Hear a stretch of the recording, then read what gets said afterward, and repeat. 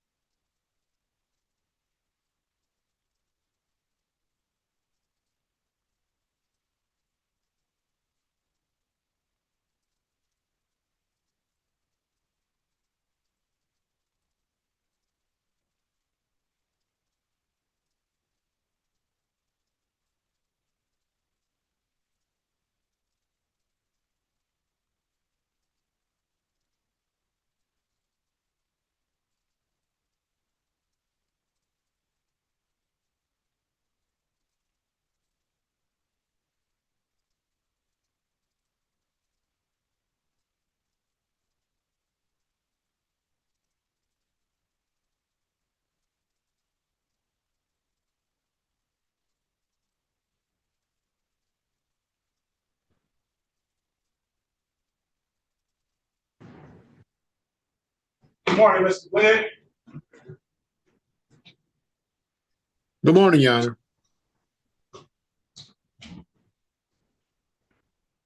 You're here on Williams. Yes, Your Honor. We're asking for an exam date. Okay, let me call it. Calling case number 2405-55260 for the state of Michigan versus DeJuan Williams. Defendant is charged in count 1, assault with intent to do rape on return, less than murder by strangulation. Count 2, weapons, firearm, possession by felon. Count 3, weapons, felony firearm, third defense. Count 4, assault with a dangerous weapon. Count 5, weapons, felony firearm, third defense. Count 6, domestic violence. Defendant has a habitual offender for offense notice, mandatory 25-year sentence. Appearances for the record, please. Good morning, Your Honor. Shelley Drain for the people, P number 60249. William Glenn, P 36794, on behalf of Mr. Williams. He should be in the waiting room. He's not. I spoke with him 10 minutes ago, Your Honor. Still not in the waiting room. Okay, I would ask the court to waive his presence. I've had contact with him today and yesterday. Court will waive the defendant's presence. What's your question? We're asking for an exam date, Your Honor. Court will continue to plead not guilty and set this matter for preliminary examination.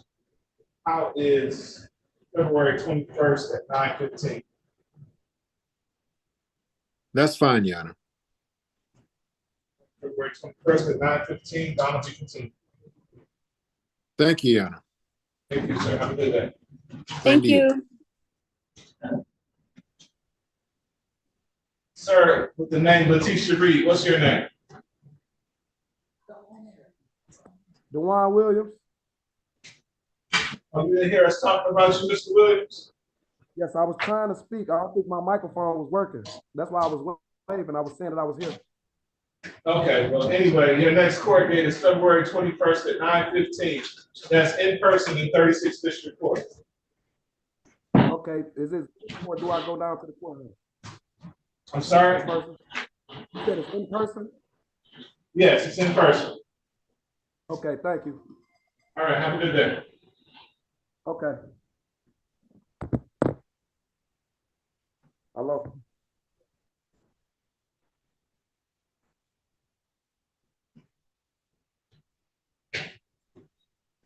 Sir, in the Wayne County Jail, what's your name? Charles Durham. I guess you're talking to me. Yes, Charles Durham. Okay, we're just waiting on your attorney, Mr. Durham. All right.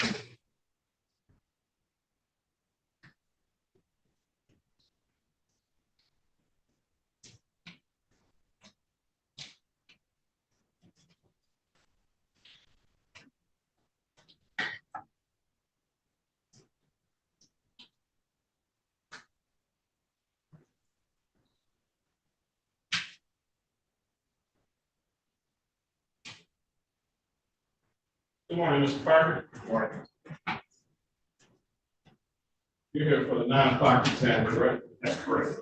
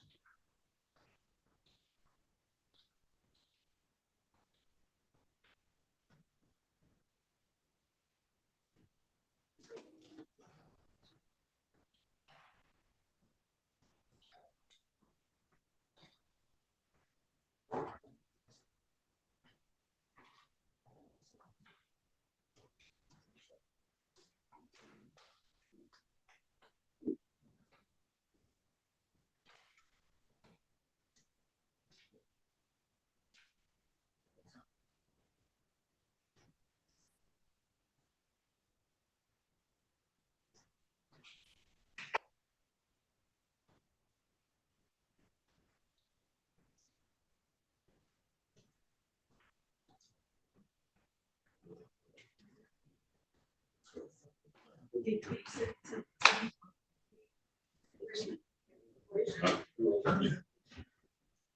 is CT RM 234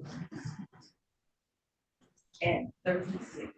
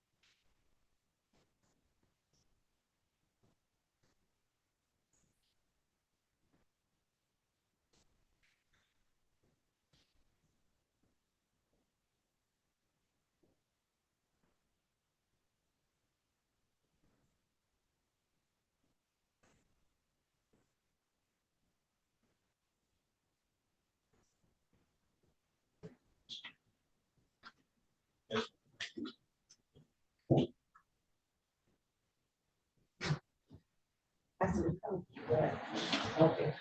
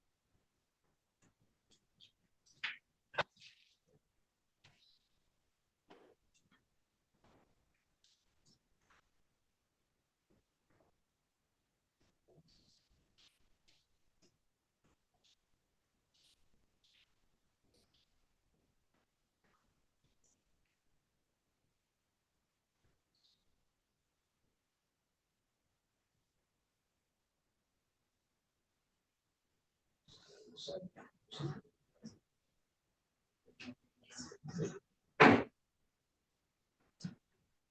good morning.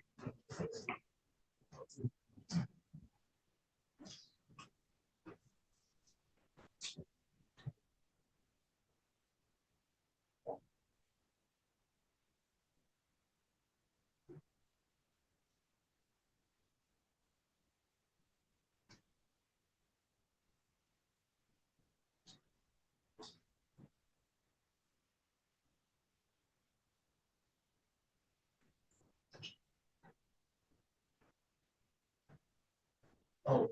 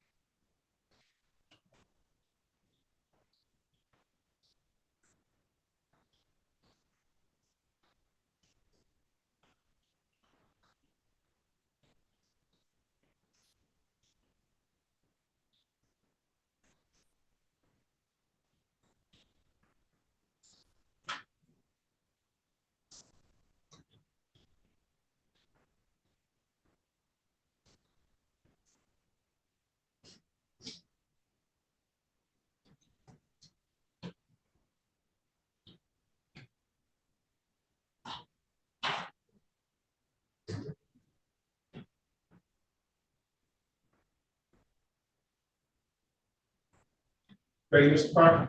Ready? Thank you.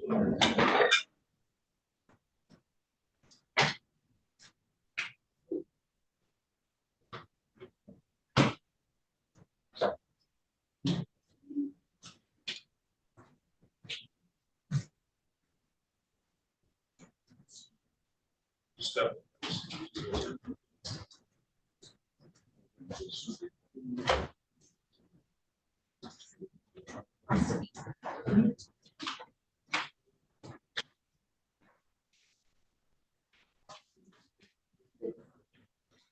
Calling case number 405-544701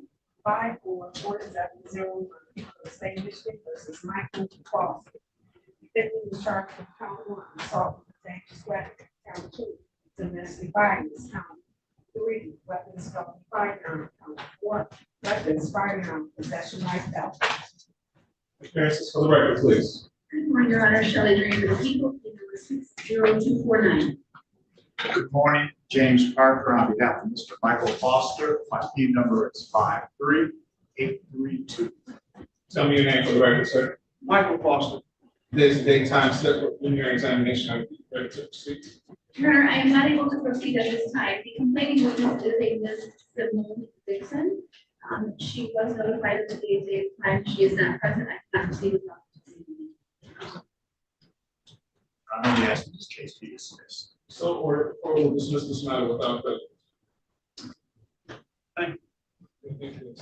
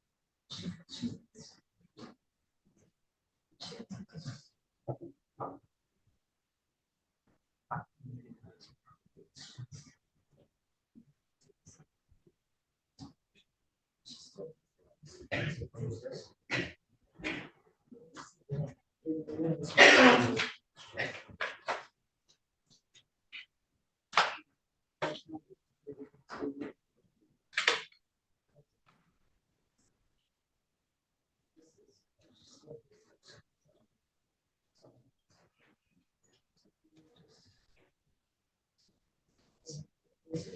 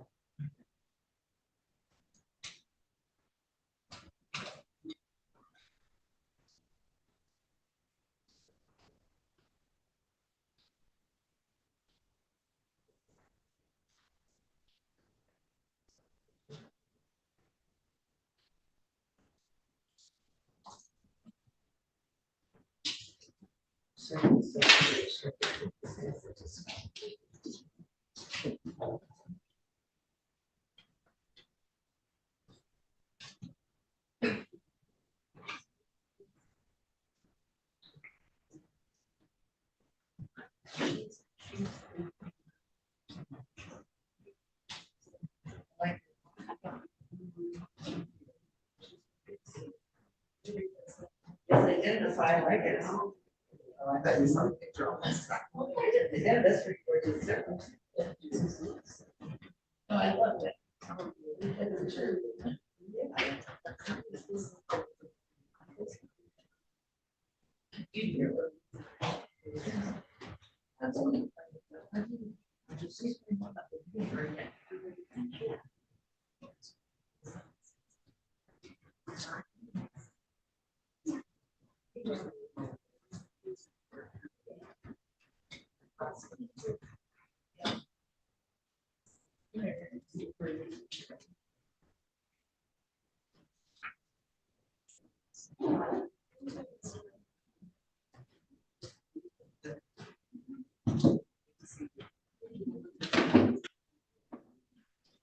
Thank you. You're on. Thank you. Let me get my card, just for you over there.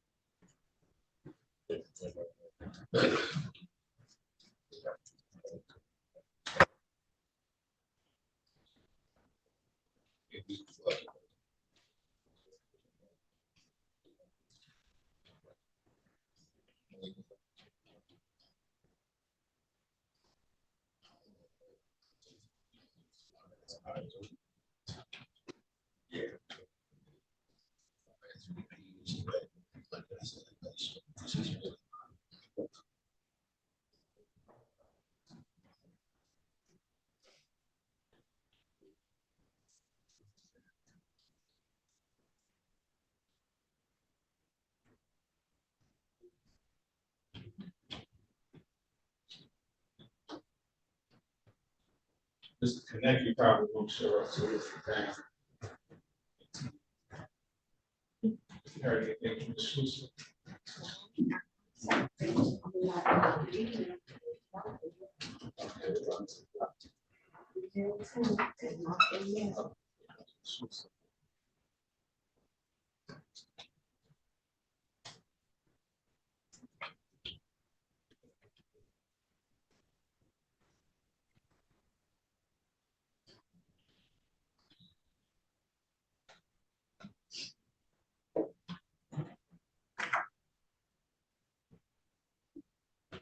Ms. Schuster,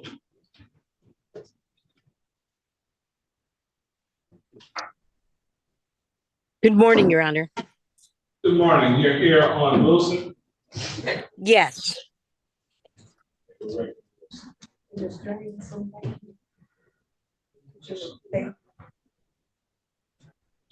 They left. Go back across the street. She said she would come soon.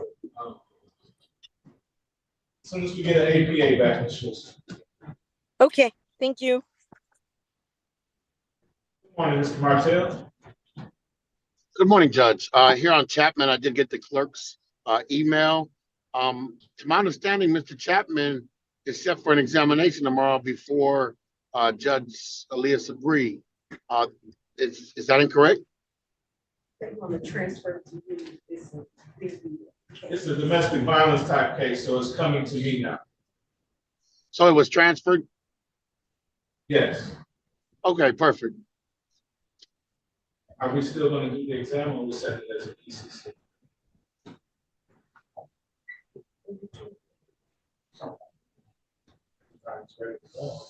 Oh, tomorrow. No, so we're going to have to get you another date, Mr. Martell. Thank you, Judge. Okay, so we can do that and all parties are here tomorrow. We'll treat tomorrow as a PCC. Perfect. Wait, that will be in person or via Zoom, Judge? You can do it via Zoom. Okay, perfect. See you tomorrow, Judge. Always a pleasure. That's fine.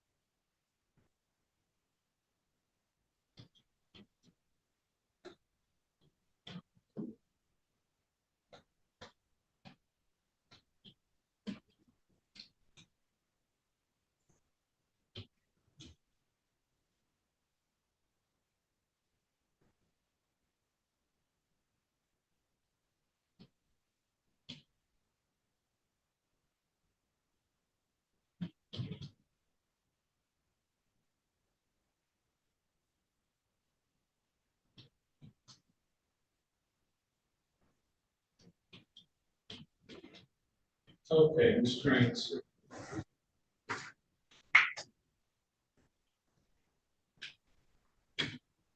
Hey, Mr. Drain, I think we're ready on Willie Wilson. Okay, thank you. I'm ready. So I go. Calling case number 2305-962301, people of the state of Michigan versus William Wilson. Defendant is charged in count 1 and 2, stalk aggravated, counts 3 and 4, telecommunication services, malicious use. Appearances for the record, please. Good morning, Your Honor. Shelley Drain for the people, P number 60249. Deborah Schlussel for the defendant, Mr. Willie Wilson, and if he's not there, I waive his appearance, P56420. For the way the defendant's presence, what's your pleasure? Your Honor, we have received the discovery, so we would like to set this matter for an exam.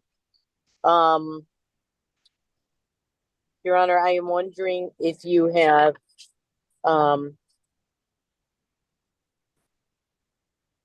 March 1st available? Why so far out? Only because I have stuff on the other Fridays, but I probably could do the 20. I probably can do the 23rd, Your Honor. Okay, let's do the 23rd. Okay, February 23rd at 10 o'clock. that works for me, Your Honor. All right, February 23rd at 10 o'clock and bond will be continued. Okay, Thank you, Judge. thank you, Your Honor.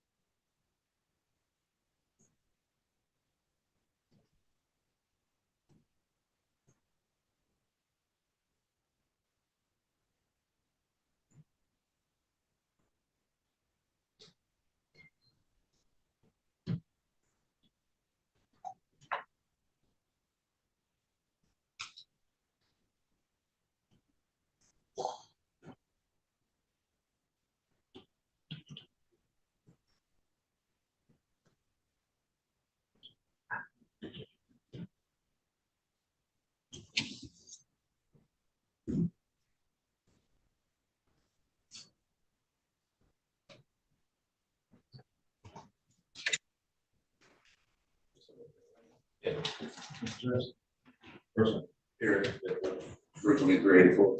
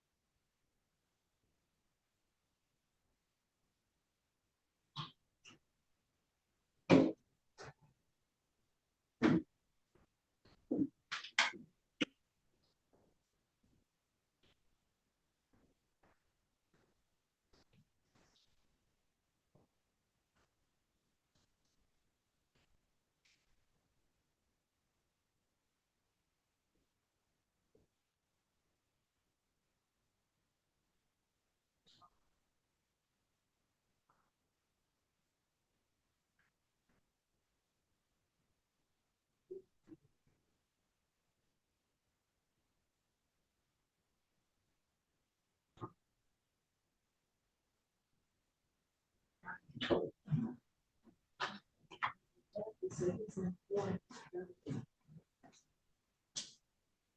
took them off? These are technical records.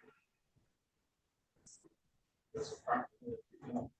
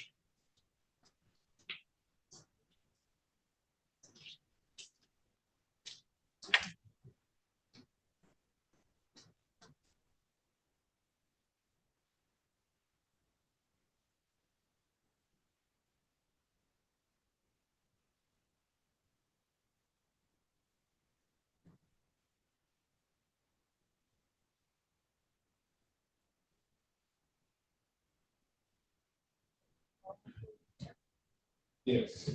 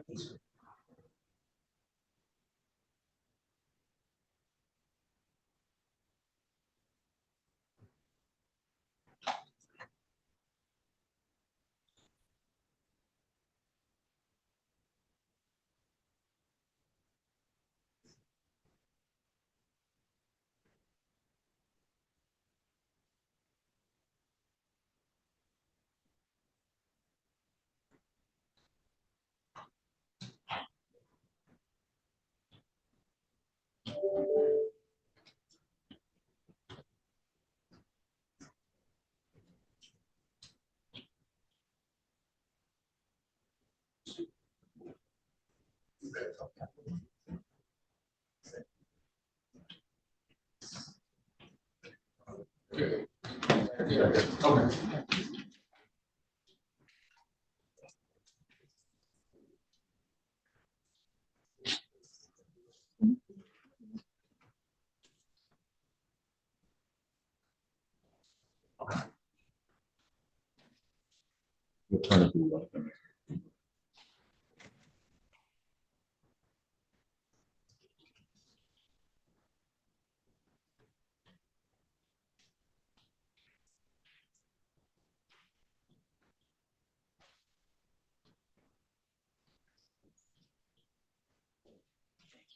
Good, how are you? Good.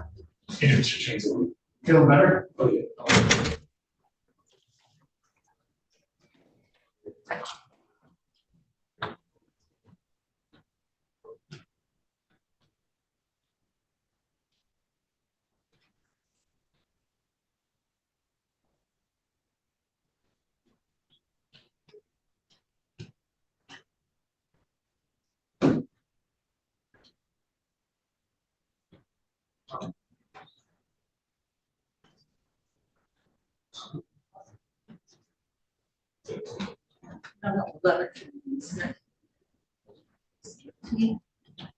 Thank you, sir.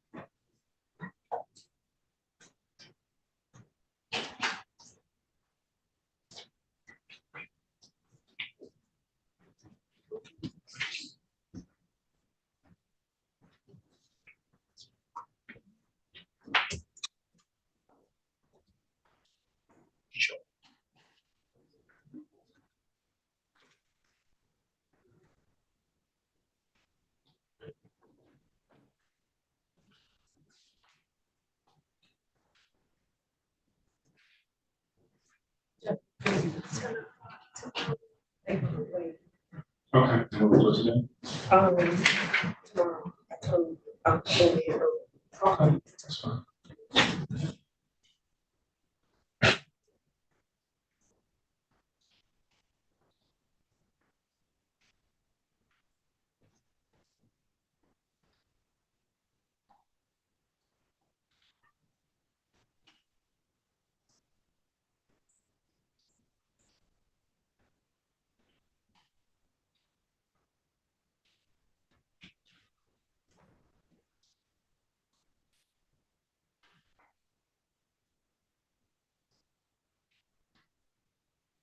How many witnesses on Jackson?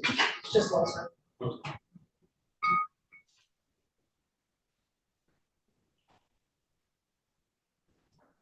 Judge, did the Oakland County Jail, so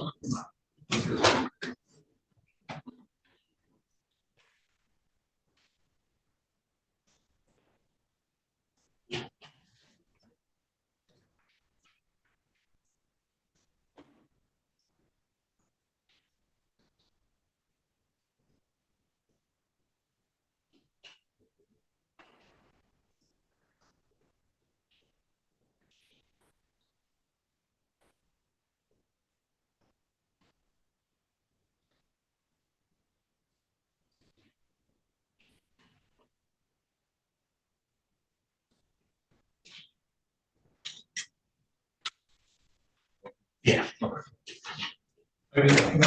Yes, we're ready.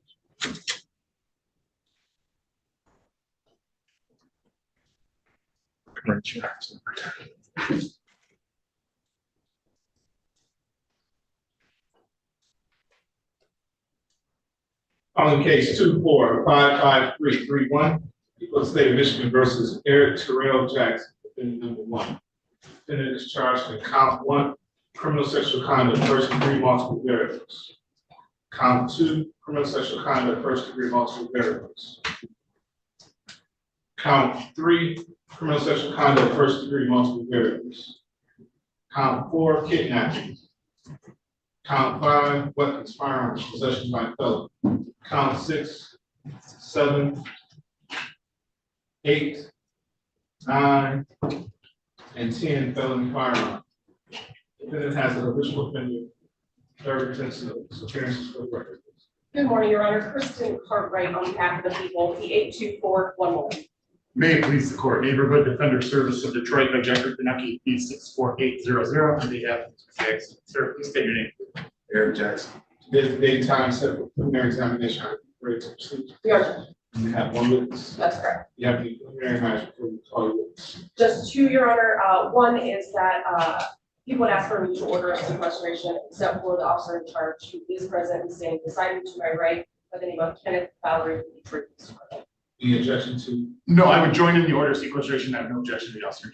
All right, ladies and gentlemen out there in YouTube land, if you are a witness or potential witness, I'm ordering you to log off at this time. It doesn't appear to be any other witnesses in the courtroom. And Judge, the second matter is I have for the court a certified stamped record from registered action showing the prior conviction of the defendant for the felony possession charge. I have shown defense counsel, and for purposes of exam, I'll be asking to show that to you. So stipulated. So stipulated for example. Court receives that stipulation. The people are ready. Okay, call your witness. Sharon Smith.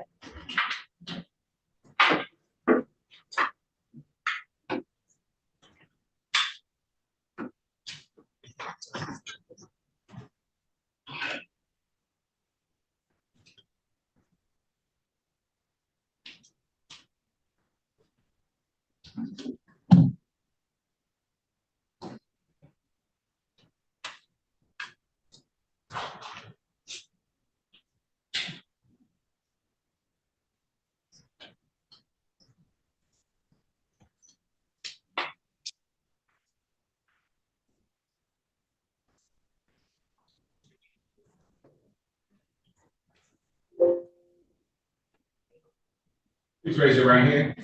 Do you swear or affirm to tell the truth, the whole truth, and nothing but the truth to help you God? Yeah. Thank you. Please have a seat in the witness box right next to me. Keep your voice nice and loud and speak into that microphone that leads to your left once you sit down. In fact, you can pick the base of that cup and place it in your lap and speak directly into that force, okay? Maybe again when you're ready.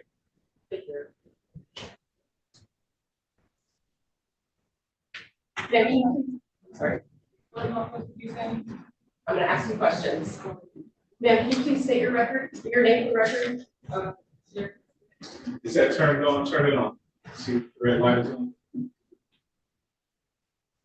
Sharon Smith. Great. Just remember to keep your voice up nice and loud because we are making a recording, okay? Ms. Smith, I want to take you back to July the 14th of 2023.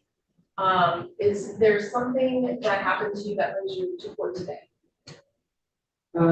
Yes. And let's start on that day. Do you remember approximately where you were or what you were doing earlier on the day of 13th?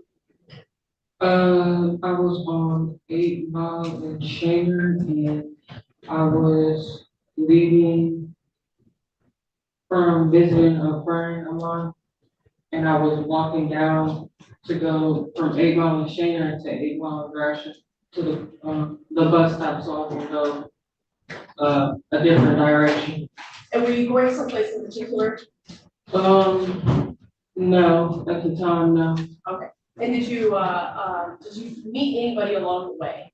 Yes. And do you remember who the person or persons were?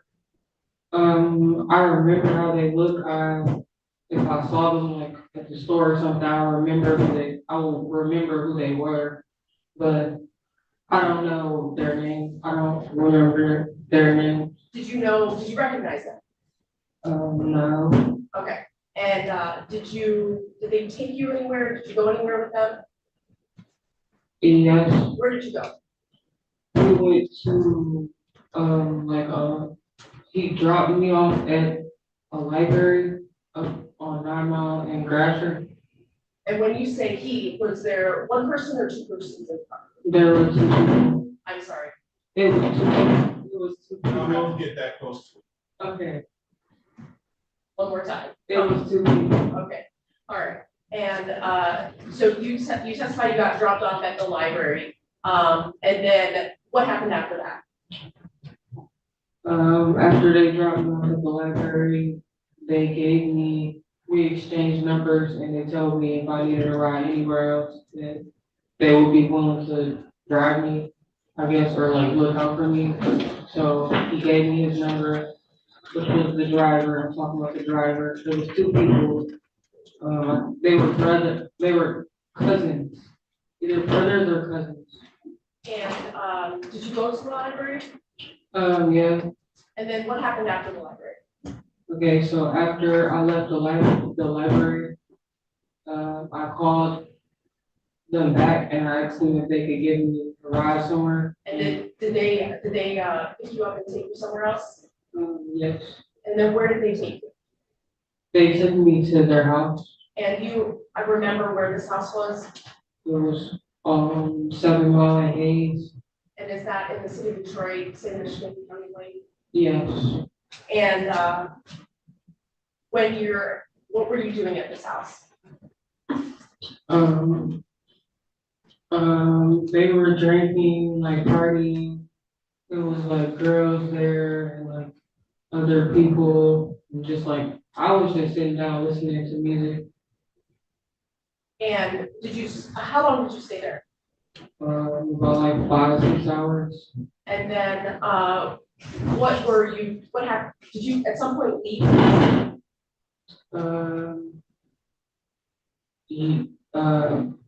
No, I didn't. Okay. And this house that you were in, do you remember about how many other people were there?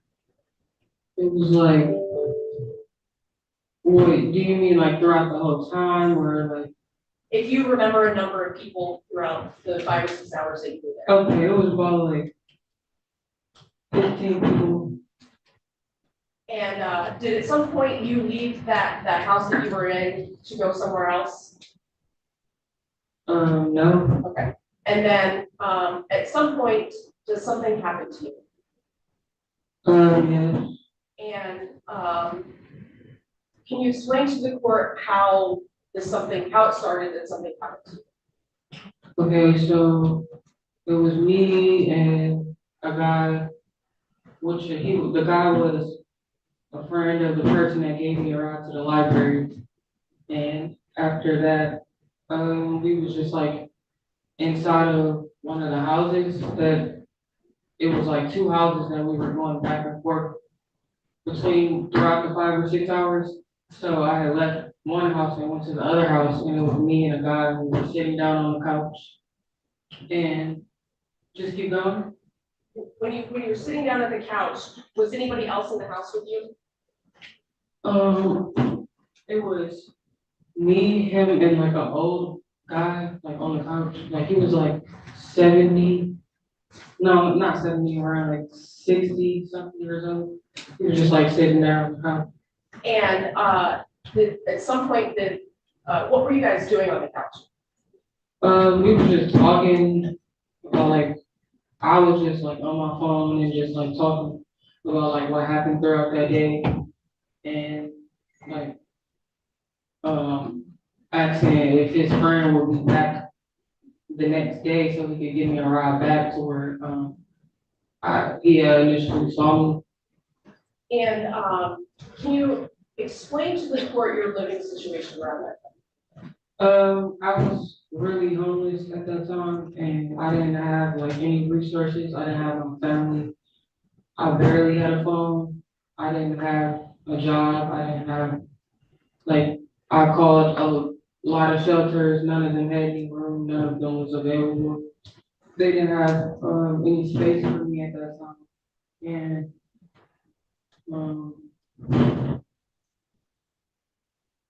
This place that you were at with these 2 other men, what was your intention for that night? My intentions were just to go to sleep and leave. And were you able to go to sleep and leave? No, I wasn't. What happened? So while we were in the house, I saw like police lights outside, and then me and the guy that I was with looked up the window and was wondering why the police was there. And we was like conversating about what had happened. And like 2-3 minutes later, after the police pulled off, like this big, like tall man just like came out of nowhere. And he was just like, "Oh, like I heard what you was saying about me." And that big, I'm gonna stop you right there. That big tall man that you just described, do you see him in the courtroom today? Yeah. Could you please point to him and describe what he's wearing? He's wearing green. And where is he at in the courtroom? right there. And that's, are you pointing to the left of myself, to the right, to your right? Yeah, to my right, your Your Honor, with the record reflecting this. So noted. And then when he came into the house, what happened next? So after he came in the house, he was like cussing me out about what he had heard me say, like out the window or whatever, and he started like threatening me and like saying like I couldn't leave at that point, and Did you try to leave? yes, and he was like threatening me, saying he was gonna like hurt me and like beat me up and a bunch of stuff, and then he turned off the lights. He told the guy that I was with prior.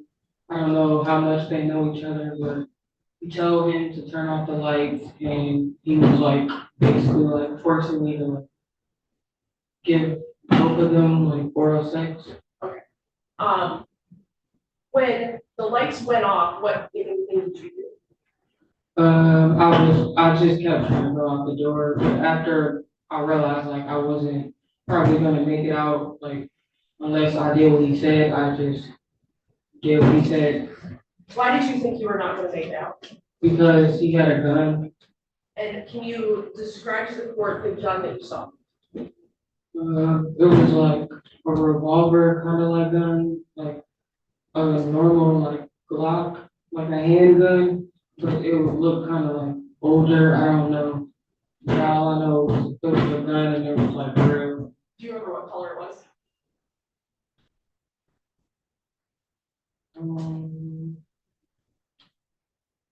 Like brownish. And what, when you saw the gun, what did you think? What did you do? When I saw the gun, I just started like panicking, so I didn't really think too much of like what to do. I was just like trying to like basically figure out how I was gonna get out of there. And at some point, were you able to get out of the house? At one point, the door had opened because the next door neighbor that was at the other house had came over there and knocked on the door and was wondering what was going on. And he opened the door, and then that was when I was like, I like looked at him, and then he was like, oh, like once he like kind of got picked up on like, well, I don't know if he knew what was going on, but once he like just picked up the energy in the room, it was like he could clearly tell I was in distress or Objection, Your whatever. Honor. She can't testify as to what the neighbor. Without testifying to what he thought, describe to the court why you were in distress. Okay, so I was in distress because I was getting sexually assaulted by him and the other man. And I don't know, I could just tell by his expression, like he looked surprised. And what about you? How were you acting? I was like nervous, I was sweating, jittery, and like, I was like, I'm not like the loudest person, but I was just like quiet, like I wasn't saying anything. I was just like in shock. So after that, he was just like saying like telling them to like let me leave or whatever, and then I just grabbed my stuff. Well, what I could see, I grabbed like my purse. It was like right near my leg area, like near my leg, and I just grabbed the purse and I left. And where did you go? I started to like run down the street to the left of me towards, it was on Hayes Street, like going up that road. I don't know what the name of the block was. I forgot. And did something happen when you ran out of the house? After I ran out the house, that guy and the other guy was chasing me down the street. And they were telling me, like, I don't remember exactly what they were saying, but they were saying something. Objection, Your Honor. She can't testify to what was actually said. That's what she told us. She said she couldn't tell. All right, that's what I'm saying, then if she can't say exactly what they said, then she can't testify to what was said. She didn't try to. I was trying to head it off. It sounded like the next was going to be what was said. It's not what I heard. Go ahead. After you realized that, well, how did you know that they were chasing you? Okay, I knew they were chasing me because I got like 2 steps off the porch and like continued to walk down the street. I turned around. I was like speed walking / running at that point, and I turned around and they were like on my trail. I saw them. And then what did you do?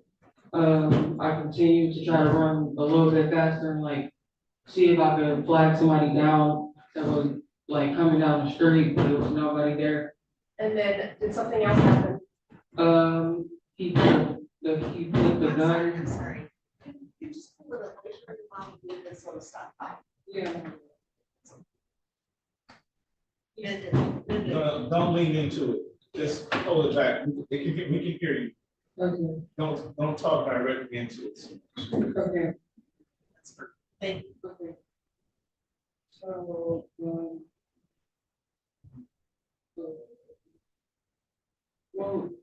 long for answer question. That's okay. And there's something else happened. Did something else happen after you ran and realized they were behind you? Yes, he put the gun into like my backside area and told me to like turn right instead of, I was trying to go left, but to the right of us was a abandoned like house, like a garage and like a grass area or like a backyard or something. And what happened after that? Him and the guy raped me, orally and sexually. And so let's start with orally. Can you tell the court what part of his body touched your body?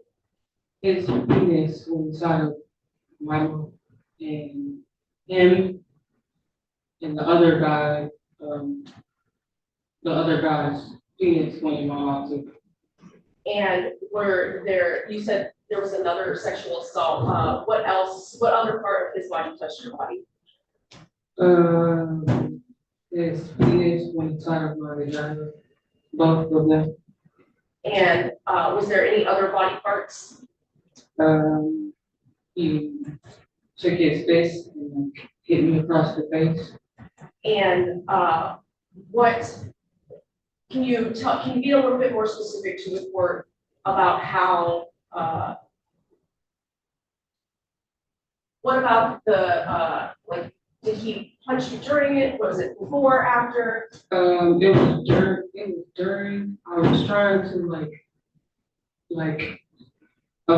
basically at that point, I was like begging him, like, please just like go, like I was telling him like I didn't want to do it, and if I could just leave, because it was like weird, like it was like his personality was like changing, like 1 minute he would be like empathetic, and then like 5 seconds later he would be like, oh, shut up, E-word, or like shut up, and it would be like that, and then I was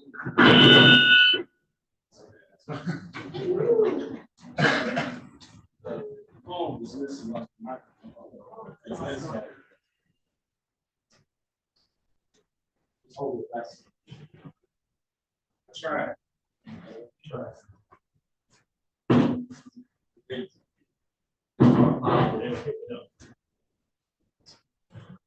Okay, so let's start with the penetration to where you said his penis went into your mouth.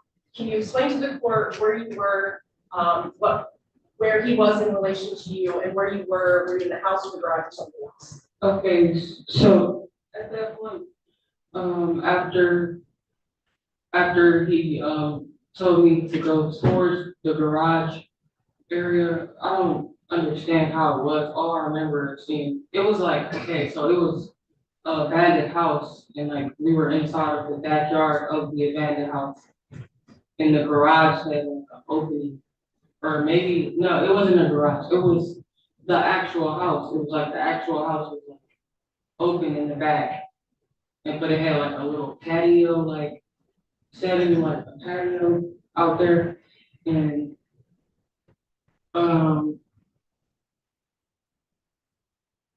What was the other defendant doing? he was just walking and going along with everything at that point that the other guy was saying.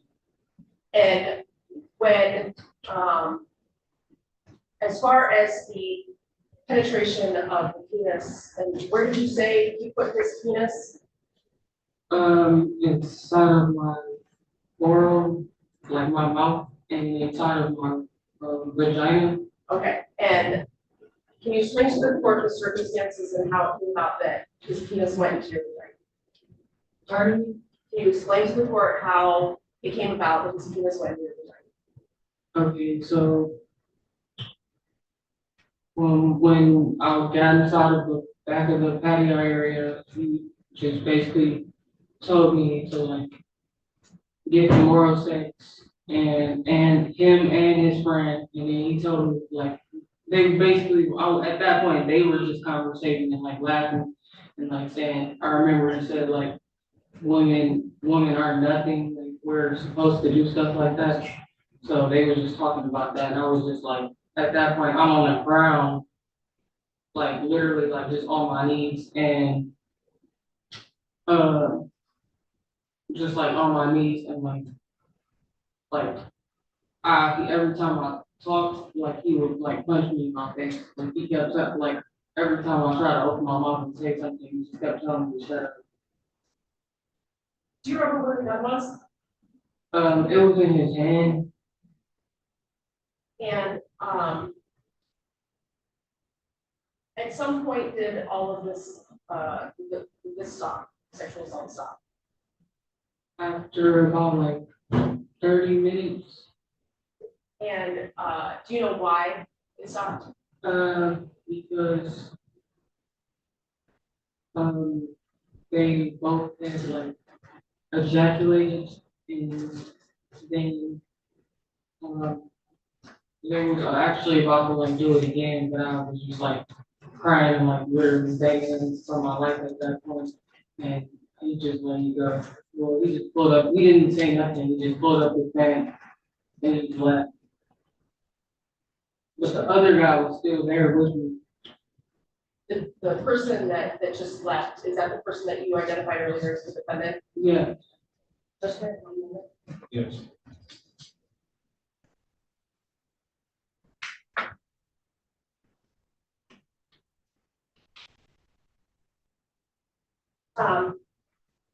After this was done, did you make contact with the police? Yes. Do you remember where you went to make contact with the police? I was at it was a Sunoco gas station. And did you ever go to the hospital after that? Yes. And did you have some kind of examination by a nurse done? Do you remember? Yeah. And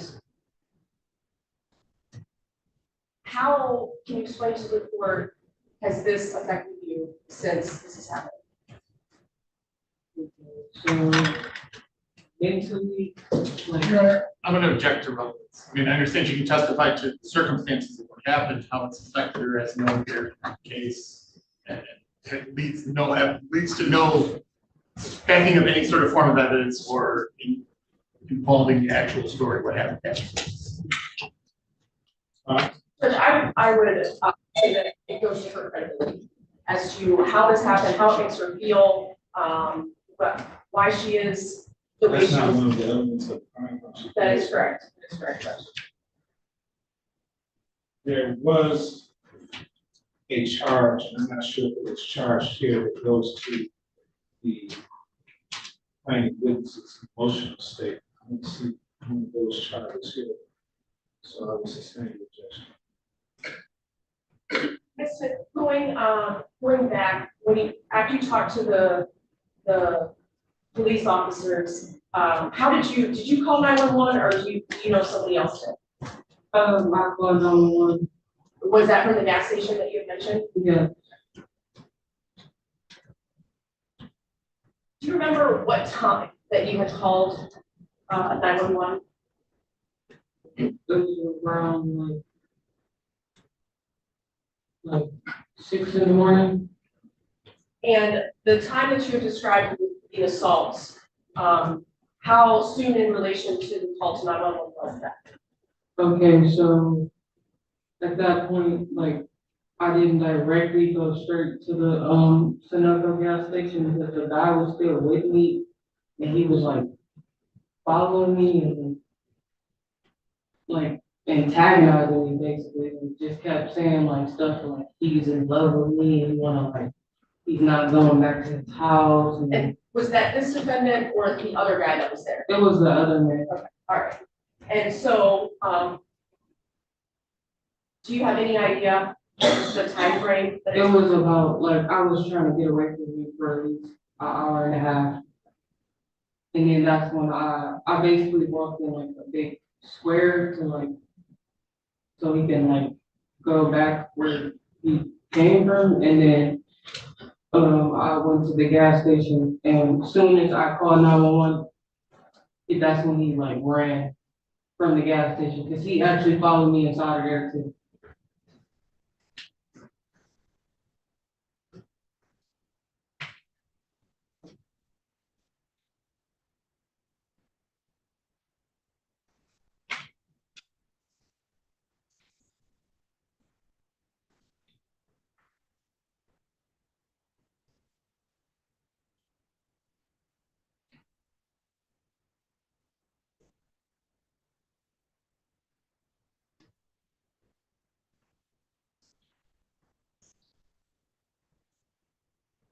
Just honest.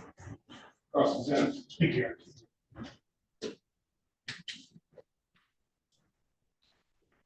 Ms. Smith, have you been convicted of a crime involving theft or dishonesty in the last 10 years? No. On this night, were you using any alcohol? No. You didn't have anything to drink? No. Did you use any drugs? No. No marijuana? No. Did you tell the police that we were smoking marijuana and drinking a pint of Hennessy? That was the day prior. Which day was that? The day before, which was when we was like when it was like him and all his friends, like we were all outside. They were like doing that, but I wasn't really like a part of it. Did you have any alcohol or any marijuana? Yes. Okay, how much alcohol did you have? I had like 1 or 2 shots of liquor. And how much marijuana?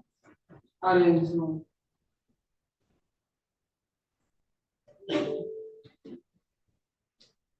Now, you indicated that the people that picked you up and gave you a ride, had you known them before? No. Okay, so you were somewhere in the area of 8 Mile and Shaner heading towards 8 Mile and Gratiot, is that accurate? Yeah. And some car pulled over and picked you up, Yes. and you went with them to their house, correct? Yeah. Okay, and then when you went to that house, what time was that? It was like around like 2:30. Is this, 2:30 p.m. Yeah, okay. And then did you stay at that house from 2:30 p.m. until when you went to the gas station? Yes. Okay, so you didn't go anywhere else between arriving at the house and when you left and went to the gas station? No. Okay. Did you tell the police that you tried to get a ride to a hotel? No. Okay, and then when you got there, you told the people giving you the ride that you didn't have any money, so they took you back home. Did that happen? Oh, yeah, I did tell them. Okay, so you forgot about that? No, I didn't ask them to bring me to a hotel. Okay, I was so hold on, man, hold on. So if you told the police that you wanted to go to a hotel and that you didn't, when you got there, you told them you didn't have any money, that would be either inaccurate by the police or they lied? It was inaccurate. Okay, so you didn't tell them? No. Did you, when you gave a statement to the police, did you have an opportunity to review it and then sign that statement? No, they didn't let me review it. As Okay. soon as the, ambulance came, I just got straight on the ambulance.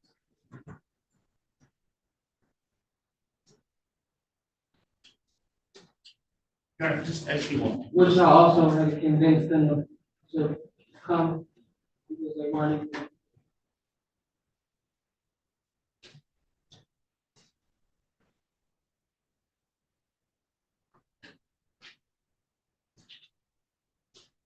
Let me approach.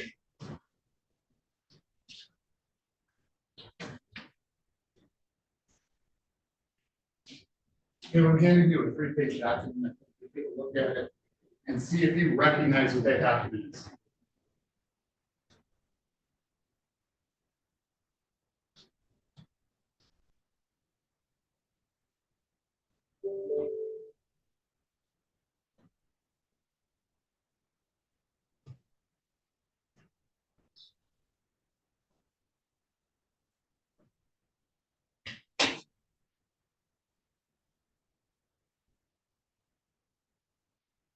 Um,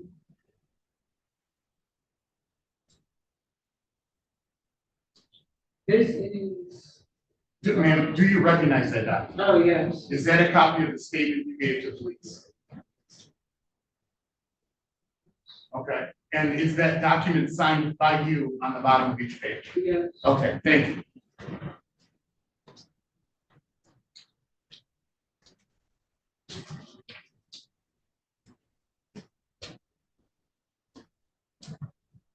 So from around, well, what time did you arrive at the house that afternoon? 2:30 p.m. Okay, and it was at 2:30 p.m. is when you started drinking? They started drinking, I wasn't really drinking, bro. Well, you They were, just, they ma'am, were trying to get ma'am, me. ma'am. Can I finish my sentence? Ma'am, I'll ask you a question, you provide the answer. Now, you said you weren't really drinking, but then you told us you had 1 to 2 shots, correct? That's not, that's. Is it a yes or no? Yeah. Thank you.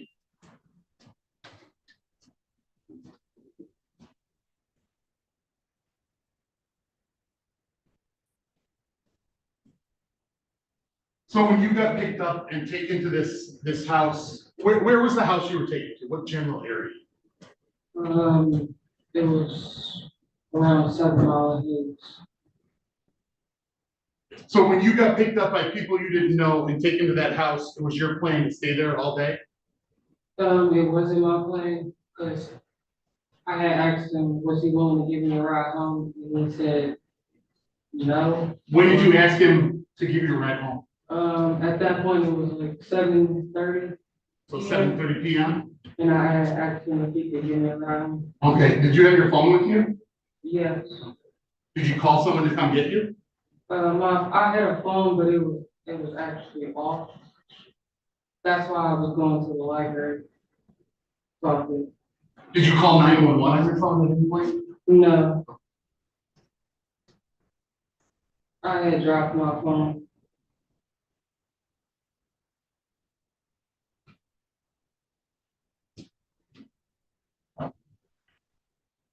Now, you indicated at some point the police came, correct?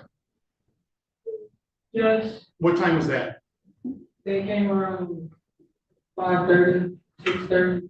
AM? 5:30 or 6 a.m. Okay, so sometime 5:30 or 6 a.m. the morning after you had gotten a ride to the house, correct? Yeah, Okay, so sometime around 7:30, you asked about getting a ride and were told no, correct? yeah, Okay, and then you stayed there at least for the next, say, 10 to 12 hours until at some point the police came, correct? yes, Okay, and after the police came is when you indicate that someone came into the house and they were yelling at you, blaming you for calling the police or saying that you snitched, right? yeah, Okay. And then at some point while you were in there, you indicate that they made threats to you, correct? yeah, Okay. And then at some point while you were in there, a neighbor came in, correct? yeah. Okay. Now, when the neighbor came in, had these individuals threatened that they were going to sexually assault In front of the neighbor? Had they already threatened you before Oh, the neighbor yeah, came in? yeah. Okay. And when the neighbor came in, did you say, oh my God, thank you, you're here, you could save me, these people were trying to rape me? Not those exact words. Did you tell the neighbor they were going to assault you, they Yes, threatened you? I was Okay. trying to. You were trying to, but you didn't get the words out? He actually cut me off from what I was saying and just opened the door. By he, who do you mean? The neighbor had cut me off and then opened the door and told me to leave. While I was trying to explain to him what was happening, but I like stopped mid-sentence because I kind of figured like Oh, he had something to do with it. she's answering speculation, she figured. Next question. So the neighbor, was this neighbor at the party? Did you see them at the party? Yeah, Okay, so they were there from whenever the party started until you last saw them whenever they opened the door, correct? yes, Okay. The neighbor, do you know if that neighbor lived next door to where you were? yes, he did. And Do you know his name? no, I don't. If you are looking at the house that you were inside, if you're standing in front looking at that house, this neighbor, does he live to the left or to the right? I was looking, You're looking directly at the house that you were inside. he stayed to the right, One house to the right? one house to the right. Okay. When the police came, were there a bunch of people like out and about in front of the house, like the party's still going? No, the party was over, When did the party end? around like, it was like 1 AM, 12:30 AM. Okay, so the party ended sometime roughly between 12 AM and 1 AM, correct? Yeah, Okay. And then the police came some 4 to 5 hours later, correct? yes, Okay. And so who was in the house with you for those 4 to 5 hours? the guy. Which guy? and The other defendant, Okay. Is he the only one? it was him and the older man on the couch. He was asleep the entire time throughout, everything that happened. The older guy? Yeah, He was sleeping on the couch when the individual came back in and said you were snitching on them? yes, And when did they get loud? Were they yelling at you? yeah, they were yelling, And this guy was still on the couch sleeping? yeah, Okay, and when the individual pulled out the gun and had that, this individual stayed asleep? yeah, When the neighbor opened the door and you went out of the house, did you grab your purse? yes. Okay. Do you have anything else with you? I had my phone, but I ended up leaving it. Where did you leave your phone? It was on the couch, because he took it from me. When did he take your phone? After, while in the process of like, forcing me to give his friend oral sex, he like took it, it was like on the couch, and it was just like sitting there, and like we were like he was standing and I was on the couch, and it was like sitting next to me. And when he was in the process of doing that, he, By he, who do you mean? I mean, the defendant that's here, like present here. Yeah, He took the phone out of your hands? no, it was on the couch. So you put the phone down on the couch? Yeah, it was in my hand at one point in time before that, but I set it down on the couch. Was this the same couch that the individual was sleeping on? Oh, no, it was 2 different couches.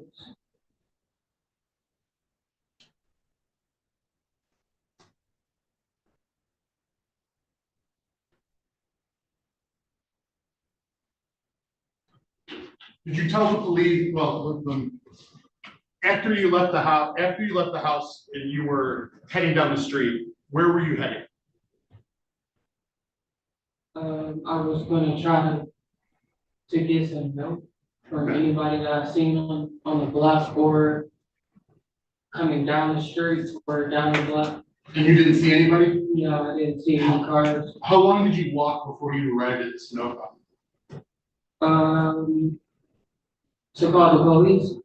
Well, when you arrived at the Sunoco gas station, that's where you went. You left the house and walked around until you went to the gas station, correct? Yes, Okay, what time did you get to the gas station? I got there around 5:20, I mean, not 5:20, like 5:45, almost 6 o'clock. And what time did the police come to the house? They never came to the house, they came to, oh, I'm so, like, and so, they came to the house and like, it was like, I'm not sure, I don't remember.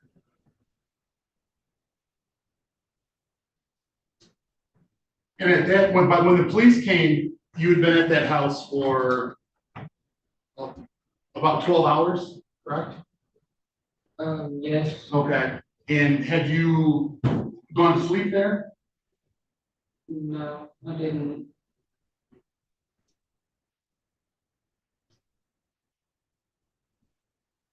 After you left the house, you indicate that you were taken into the property of an abandoned house, correct? Yes, Okay, where specifically on the property were you taken? I was taken into the backyard through like a the back area of the house. So did you go into the house? Yes, but like the door was broken off, so we just went right there. He just told me to go right over there. Did you tell the police where this house was, where this assault occurred?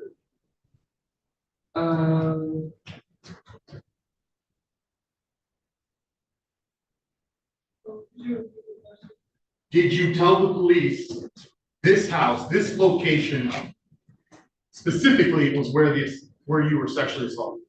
I told them specifically where it was and what was the name of the street, and I told him the first house at the corner. The first house at the corner turned going towards straight down Hayes. I explained to him where it was, but that's not where they got me from or picked me up from.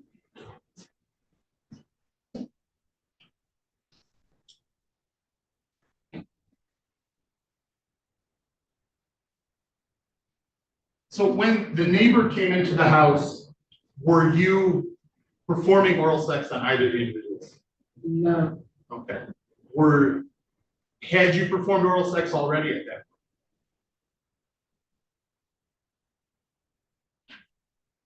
point? Yes. Okay. So when the individual came back in and said that you'd snitched, that individual told you that you were going to perform oral sex on them, correct? Yes. Okay. And then how long after that did the neighbor come in? He came in 20 minutes later. Okay, so 20 minutes later, after you had been forced to perform oral sex on both these individuals, correct? Yes. And when he came in, you didn't tell him I was raped, I was attacked, I was assaulted, please help me? No. Okay, thank you. When you were at the abandoned house, you indicated that it was finished when they ejaculated, correct? Yes. Do you know where they ejaculated? Did they ejaculate? Inside of a condom. Okay. Did both of the individuals have condoms on? No. Okay. Which individual had a condom? He had a condom on, but the other one didn't.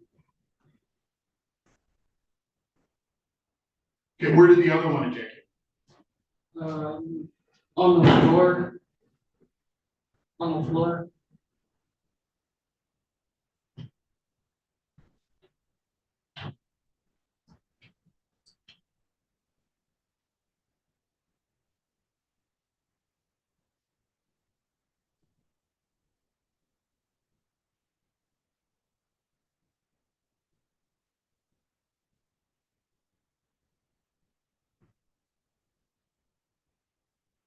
Nothing. Can you redirect? Ms. Smith, I want to ask you some clarifications of which the defense counsel spoke to you of. In regards to the police coming to the house on Hayes, did you call the police to come to the house at that time? Yeah, I did. And was that before or after the sexual assaults occurred? That was before. And when the defense counsel asked you multiple times about the neighbor coming into the house, when the neighbor came into the house, where were the defendant and the other guy that sexually assaulted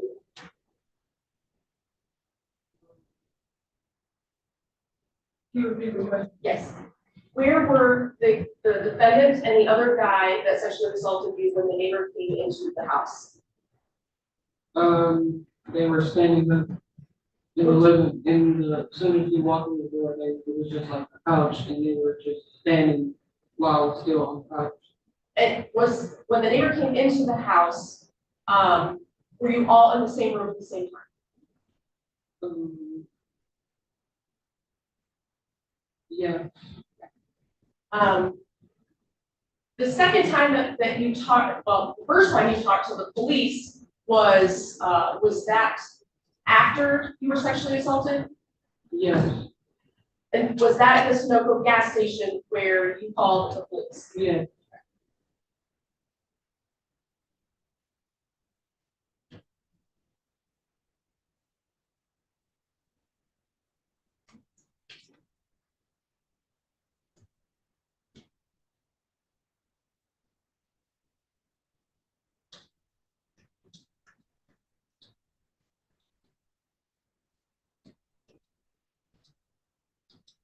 The statement that defense counsel showed you, do you remember how long after the incident that you were sexually assaulted occurred that you made that statement? Do you have any idea? Was it to police officers or was it to a detective or something else? The statement that you made, that defense counsel showed you, do you remember who you made that statement to? Was it the police, a detective, or somebody else? It was the ambulance. Like oh no, it was the police. No. Thank you, Sandy. Nice step.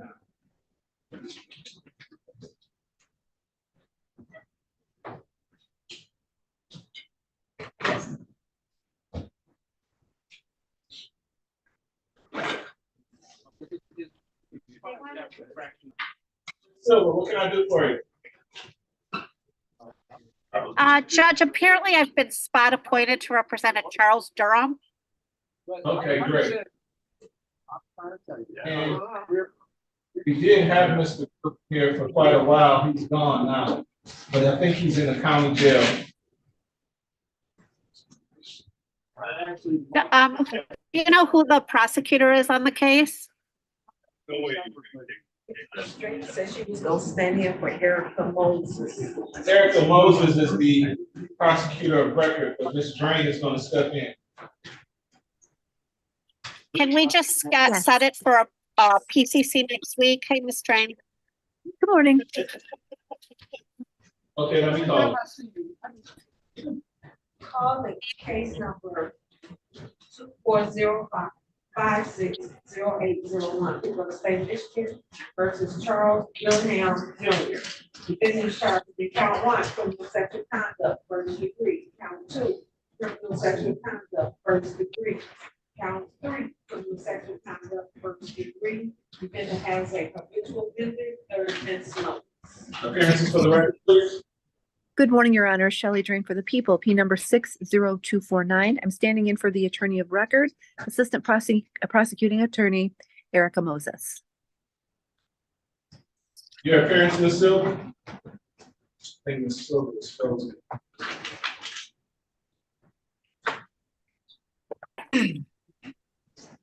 Your Hello? appearance, Ms.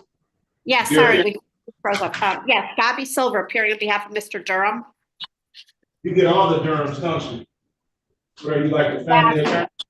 I was just thinking that, Judge. It's so funny that you said that. I was just thinking that. All right. So what's your pleasure, Ms. Silver?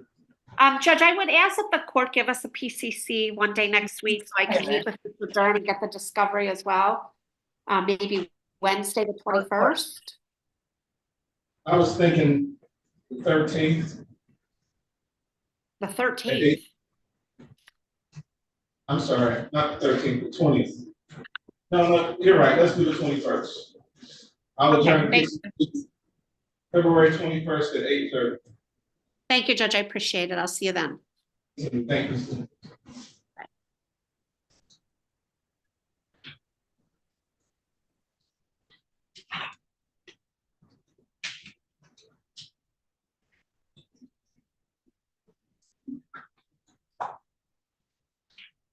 Okay, any other witnesses on behalf of the people? No, Your Honor, people are. Any witnesses on behalf of the defendant? No, Your Honor. People? Judge, I would move at this time to dismiss counts 3 and the company felony firearm as there was no testimony as to the penetration, the anal penetration, and ask that you find over as charged and I reserve pardon.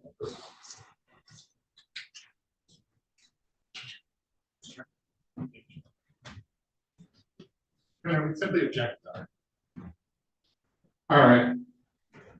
The court, after hearing the testimony of Ms. Smith, was satisfied that people have met their burden of probable cause as it relates to the charges and the complaint one except for count 3 and the accompanying felony firearm. I'm not sure which one that is. It must be count 8. Okay. Yeah, 8. Count 3 and count 8. The court will find it within the office of Wayne County Third Circuit Court, Criminal Division for further proceedings. Is a random on the information, date and time will be February 21st, 2024 at 9:05 a.m. Bond will be considered.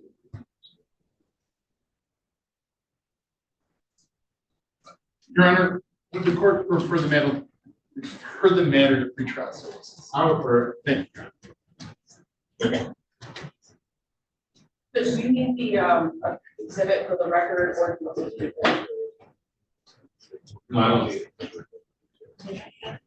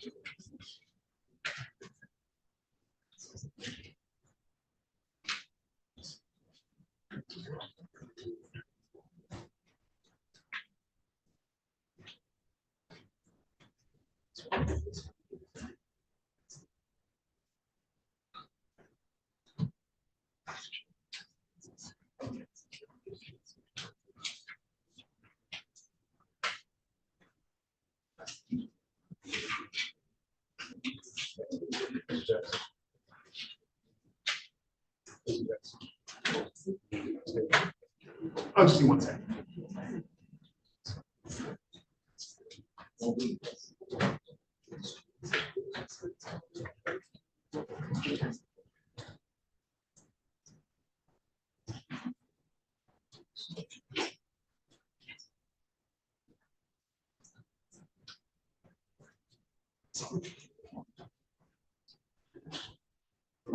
Another date. Yeah, we could. Some. And then hopefully address the time. Okay. I need a dismissal as to counts.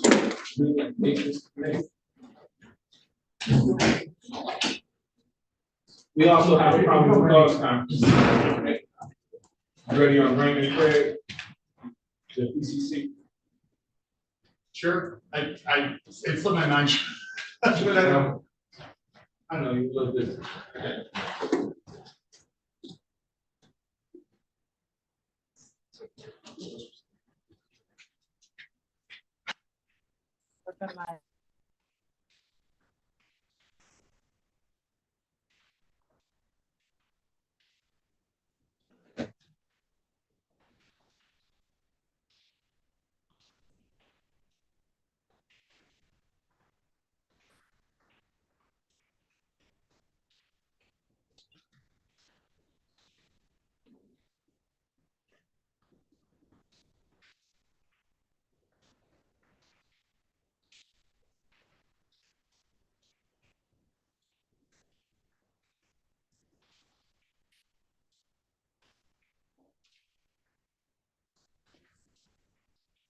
next meeting. All right, thank you, sir. We're ready, Craig, PCC.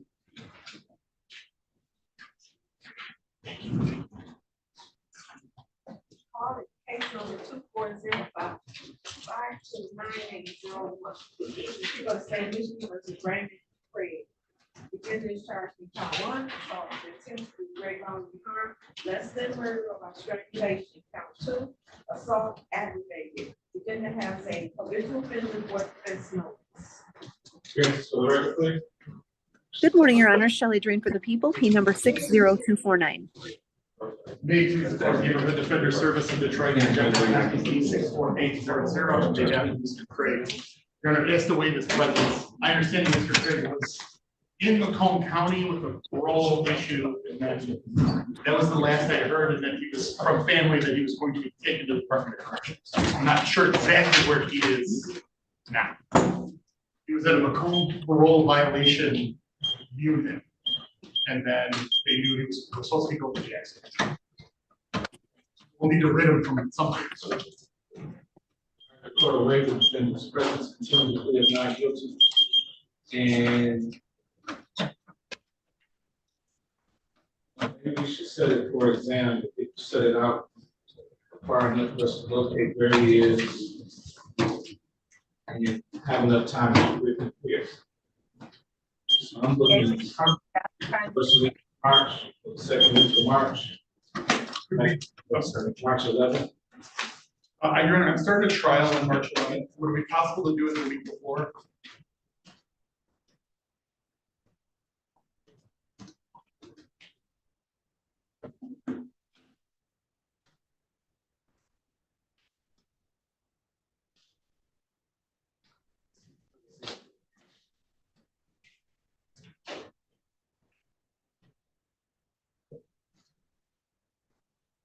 I'm not going to be here that week.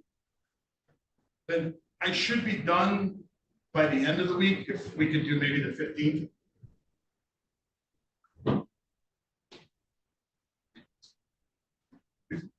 It's possible the 14th.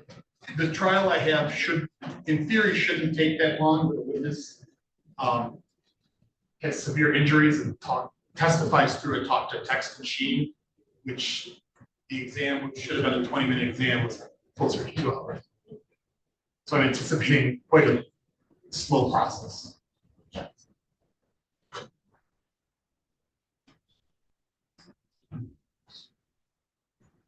Let's say March 15th at 10 o'clock. That'll work, Judge. Thank you. Thank you. Thank you. Let's make sure that we do have him there, because I'm not putting it out any further than that.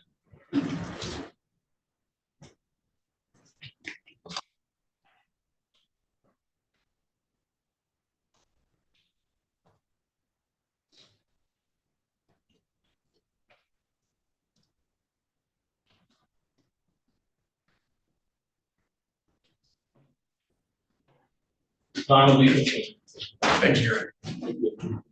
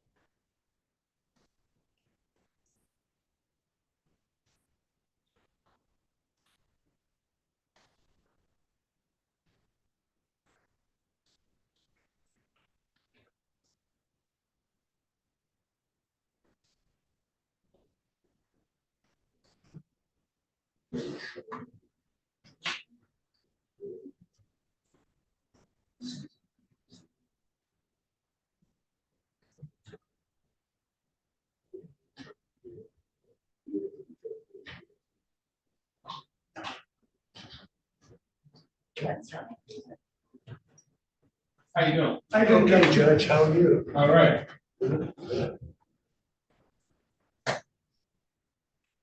Yeah, the last couple times on this case, the first time I was in the airport trying to conduct I remember that. PCC and asking for time to get discovery. I couldn't hear you, so I apologize. And then he turned it over to Tuesday, but I didn't get back from Phoenix until Monday night. And when I was in the airport, I didn't write it down for Tuesday morning. I remember that too. I know you remember it, that's why I apologize. So. How was Phoenix? Huh? How was Phoenix? Phoenix was cold, actually. I was surprised. It was in the 50s there in the morning and evenings. And, you know, the daytime it got 61, 62, but it wasn't. It was the first time I had ever been there. But it was cold. It was cold. I was disappointed. I like a little bit more heat when I'm going to bed. That type of an area.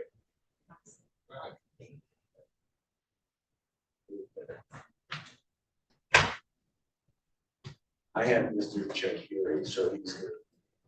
Probably get dismissed. There's interpreters on both sides.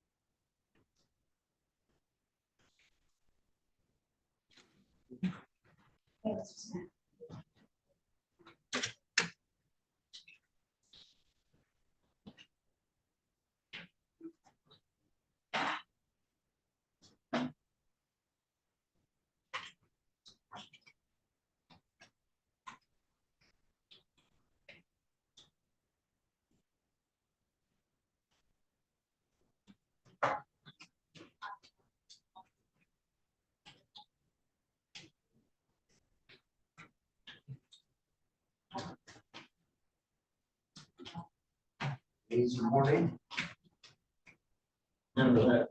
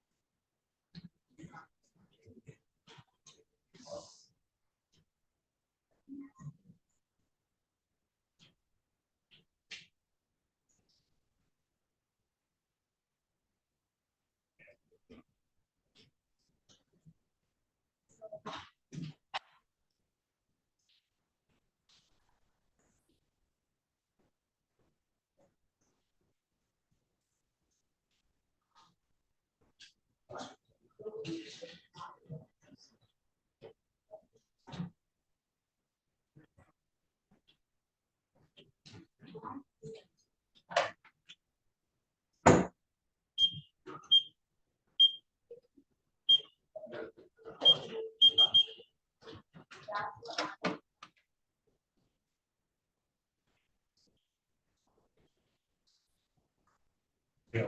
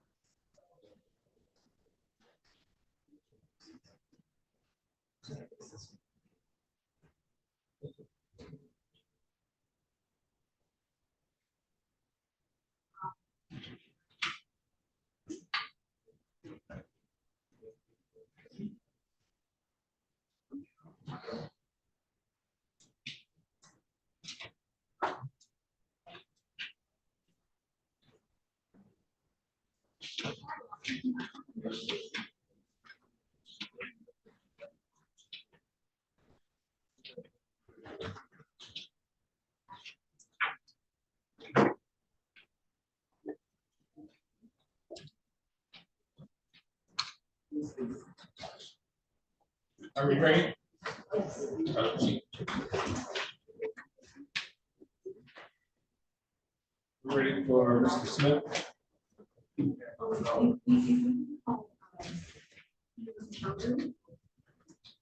Challenger? I'm sorry. Yeah, I just have to get my client. Okay.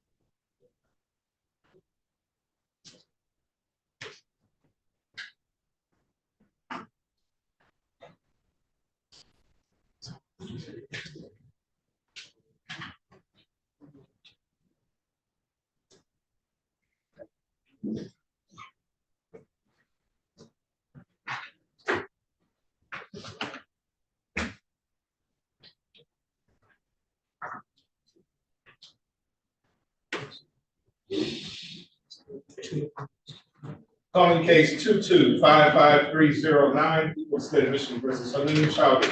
Defendant is charged in count 1, assault with a dangerous weapon, count 2, domestic violence. That's it. Hearings for the record, please. Good morning, Your Honor. Shelley Drink for the people, P number 60249. Elliot Margolis, P 28078 for the defendant. Good morning, Judge. Syed Zaman, the court appointed interpreter for Mr. Chaudhary. And what will you be interpreting for? Judge Bangla. Bangla. You swear or affirm to translate from English to Bangla and Bangla to English to the best of your ability? I do, Your Honor. And what's your name, sir? Sandeep Banerjee. Did you get the spelling for both of their names? Yes. Okay. And who will you be interpreting for, sir? Complaining witness for the Chaudhary. And that's Bangla as well? Yes. Please raise your right hand. You swear or affirm to translate English to Bangla and Bangla to English to the best of your ability? Yes, Your Honor. Thank you very much. All right, today is a date and time set for preliminary examination. Are people ready to proceed? Your Honor, I am not able to proceed at this time. The complaining witness was notified of today's date and time. She knew, her daughter knew as well, and she is not present for today's hearing. I cannot proceed without her. I would move to dismiss. So ordered, the court will dismiss this matter without prejudice. Thank you. I just need a dismissal order. Yes, please. Thank you.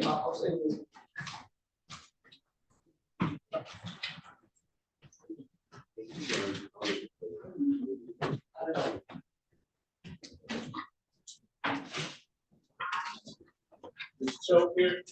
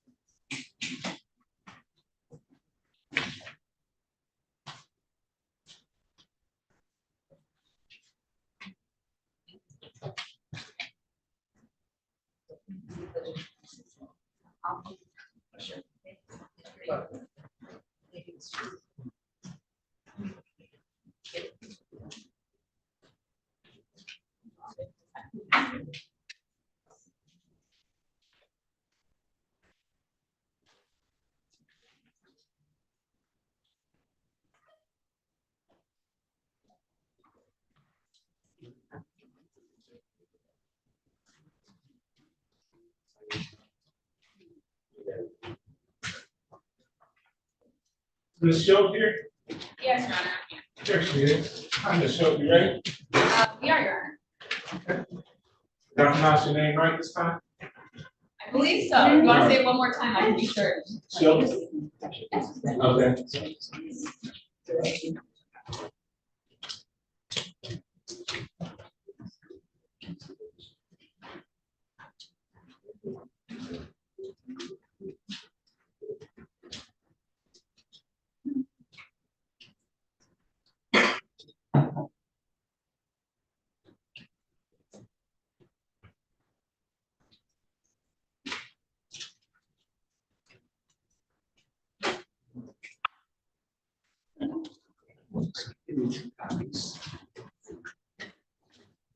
Attorney.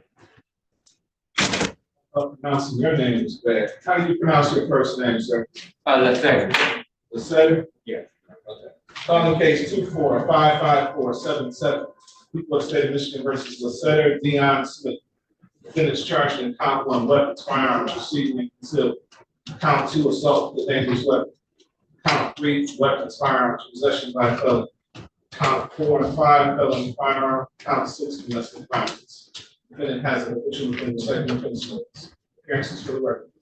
Good morning, Your Honor, and to your staff as well. Dinah Lynch on behalf of the people, P number 84589.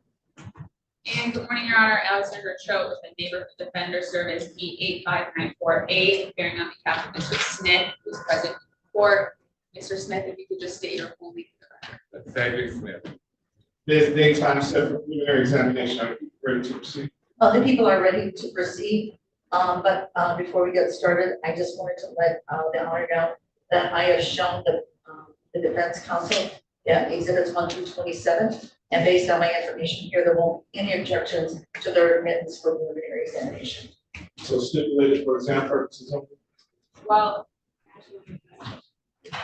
yes. No objection. Okay, admitted. How many witnesses for the people? There would be one, Your Honor. Okay, call your witness. Your Honor, the people would call Taylor Wayne to the stand.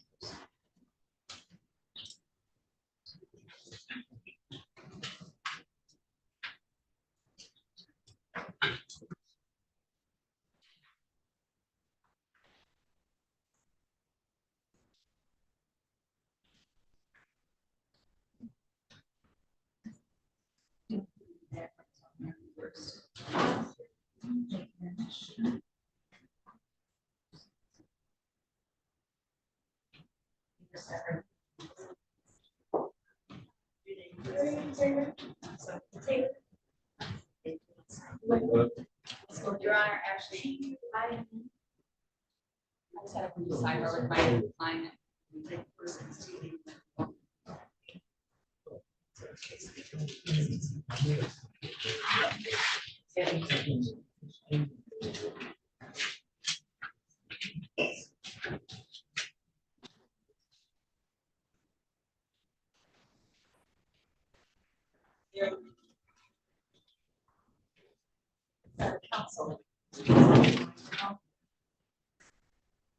Your Honor, very briefly, I just had a conversation with my client, and he had actually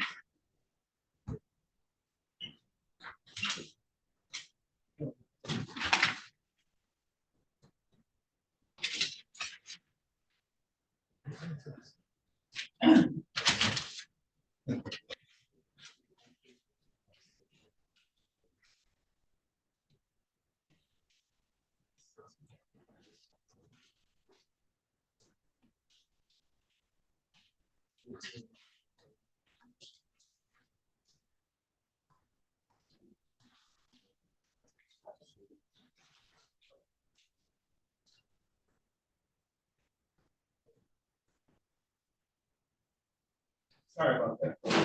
Excuse me. Please raise your right hand. Raise your right hand for me. Do you swear or affirm to tell the truth, the whole truth, and nothing but the truth, so help you God? Thank you very much. Did you want to say something? Yes, Your Honor, my apologies, I did not see that at your piece. I just spoke with my client, and he had actually expressed that he would like to waive. Oh. Sir, please stand up and raise your right hand. You swear or affirm to tell the truth, the whole truth, and nothing but the truth, so help you God? Yes. Thank you. You can step down. You're all set, okay? You understand you have a statutory right to have a preliminary examination. By waiving and saying that means we won't have one, and you'll be bound over to Wayne County Third Circuit Court as you stay in charge in the complaint more. You understand that? You understand the nature and the purpose of a preliminary examination? You understand if you were to have one, the prosecution would have to establish that the crime you charged with was committed in the city of Detroit, that was probably cause to believe you committed it. Is anyone forcing you to waive your right? Does anyone promise you? Are you waiving the right of freedom and voluntarily? Any objection from the people? None, sir. The court finds the defendant's waiver is made knowingly and voluntarily free to give in the court. Therefore, binding the defendant over to Wayne County Third Circuit Court Criminal Division for proceedings is arraignment on the information date and time will be February 21st, 2024 at 9:00 a.m. Your Honor, if I may, could we enforce that there's no contact with victim? All right, sir, you understand what we mean by no contact, don't you? And contact. I didn't say that you did, I said you understand what we mean by no contact, don't you? No contact by way of you as third party, no social media, no phone calls, text messages, voicemails, anything like that, understood? You understand? Yes, sir. Yes, All right, you sir. understand that's a condition of your bond, correct? Correct. We don't want you trying to get anybody to contact, like, not saying that you did, but we don't want anyone contacting, complaining whatsoever about this case. Got it? Thank you, sir. Bond provision. Thank you, Your Honor.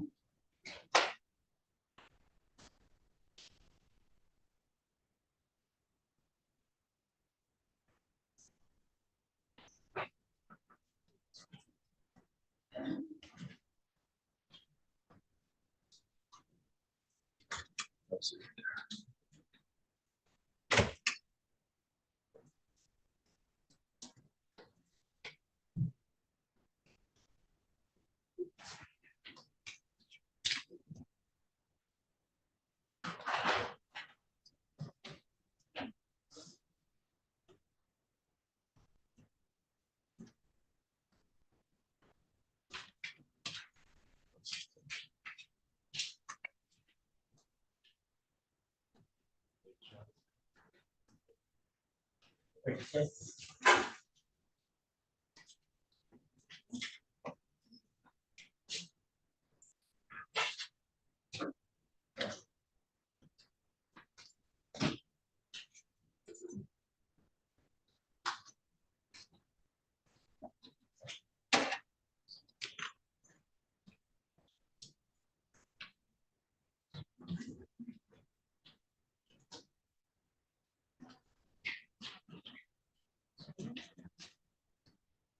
Thank you, Hannah. Thank you. We are exactly with Valentine's Day, actually. Thank you as well. Happy Valentine's Day.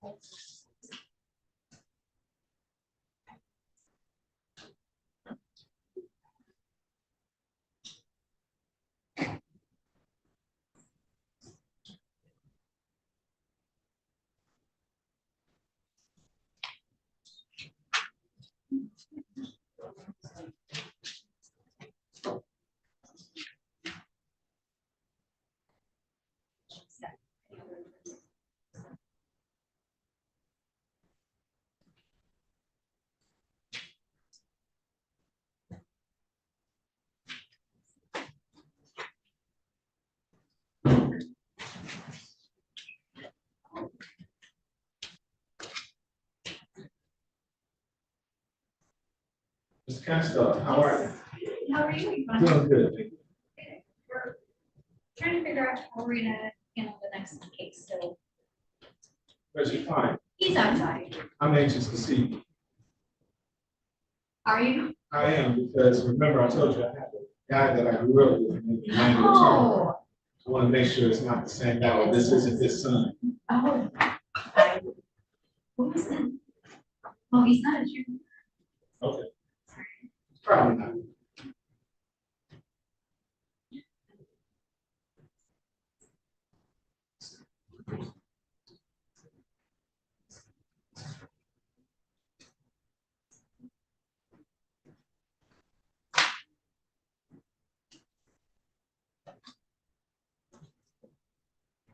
You're coming.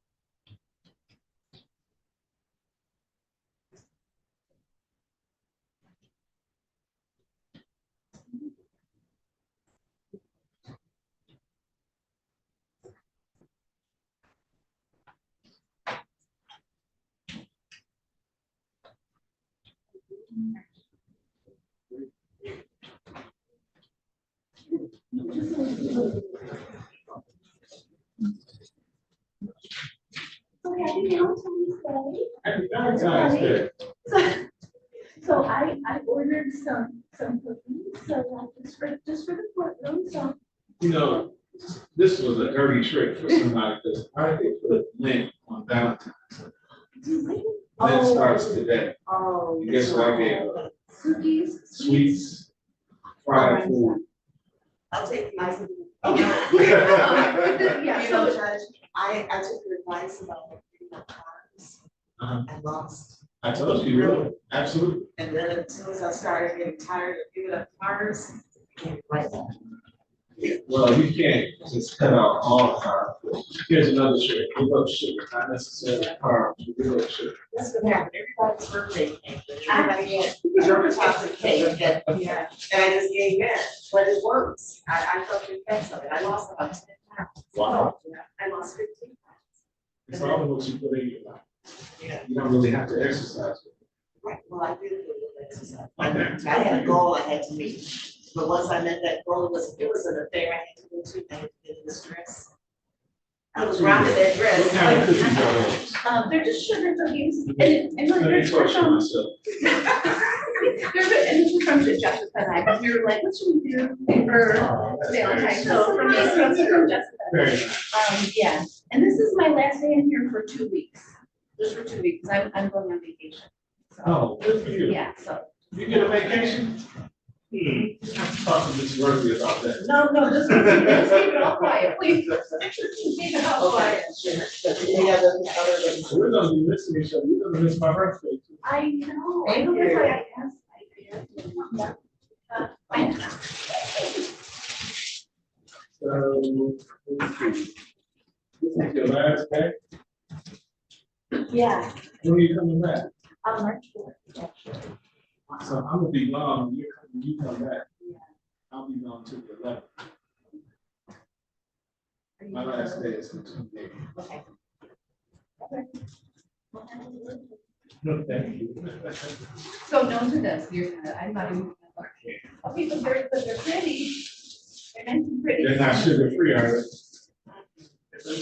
No, Thanks, Amy, thanks for rubbing that in. but we just, but maybe we just.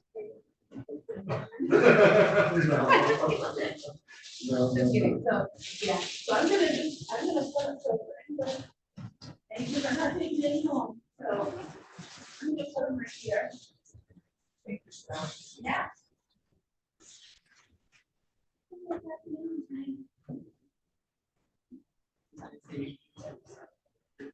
Oh, no.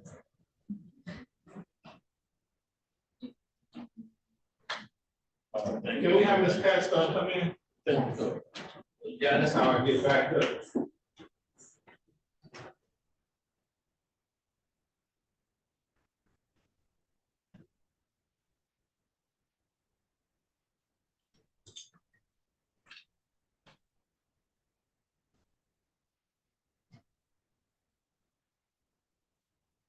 Judge, I think she went up to Sabri's courtroom to see if they, to maybe ask to see if they are gonna leave and take the stay. So this is the one, this is, turn row. So what we wanted to do on this one was just dismiss the DE charge because the complaint is not proving she wasn't going to be beginning. And just go board of the RNO, but they want to do a plea.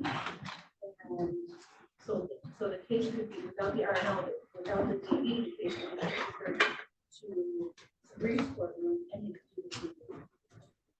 Oh, so this case was talking about earlier.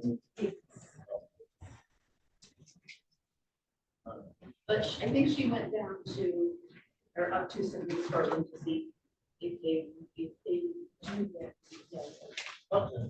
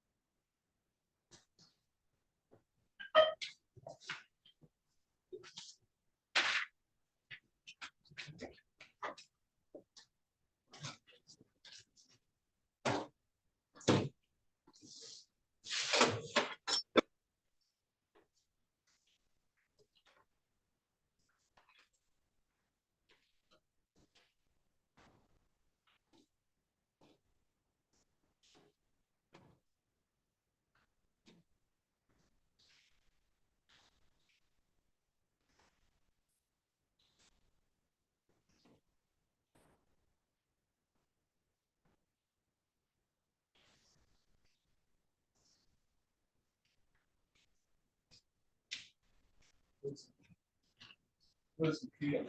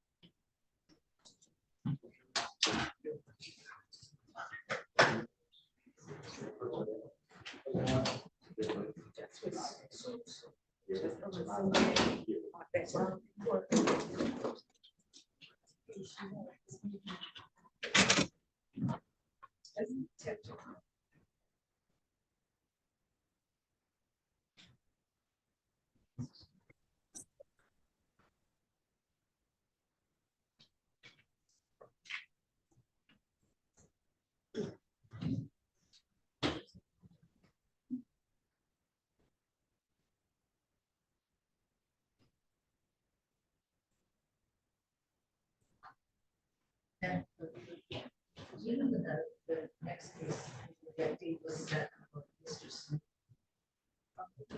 They were on 2/21. 2/21.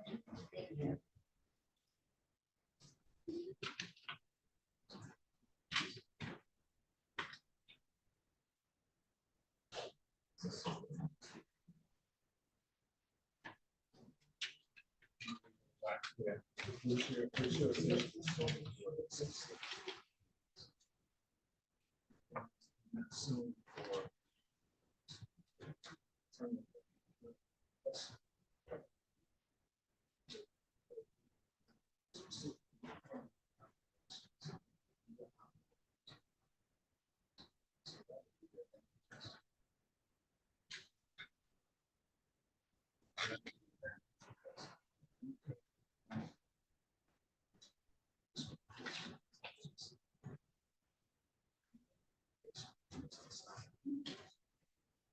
So.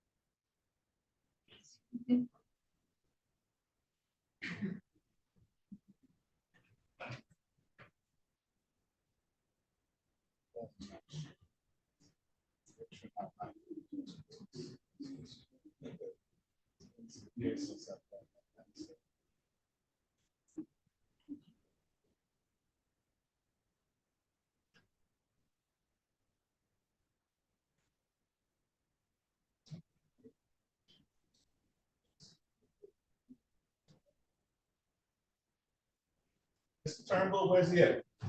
He's outside. Is it okay for Miss Shelley and I approach her real quick then? Okay.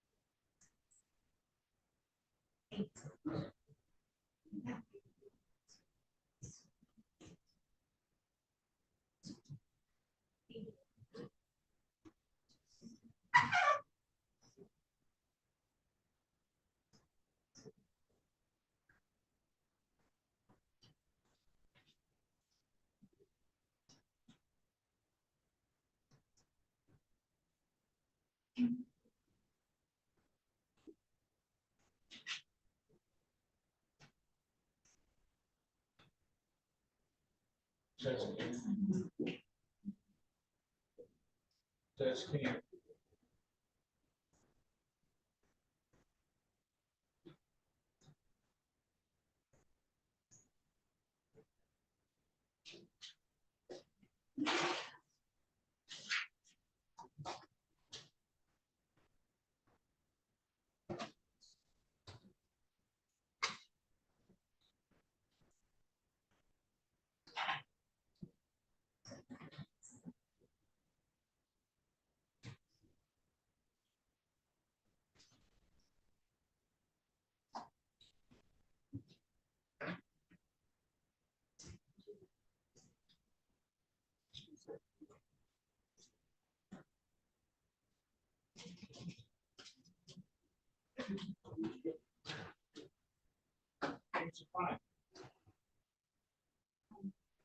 Me, Judge?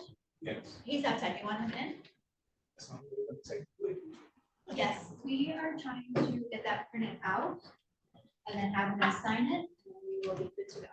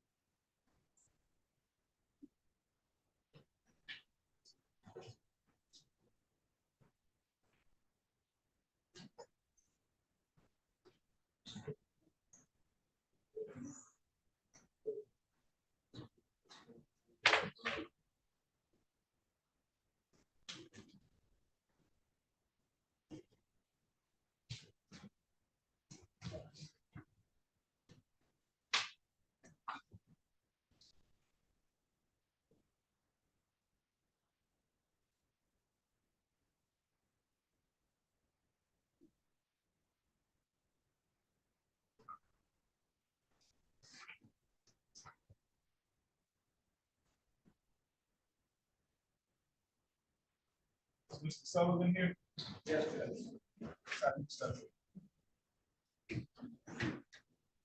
Is that it? Oh, there you are. Are you ready on your case? Yes, sir. Do they have witnesses? I had a chance. I didn't interrupt. We don't have a witness from board because we didn't either. Oh. Yeah. Oh, this was that case. I'm sorry. Okay, let's do that. Can you have time to do that, Ms. Brown? You have time to do that right now? Okay.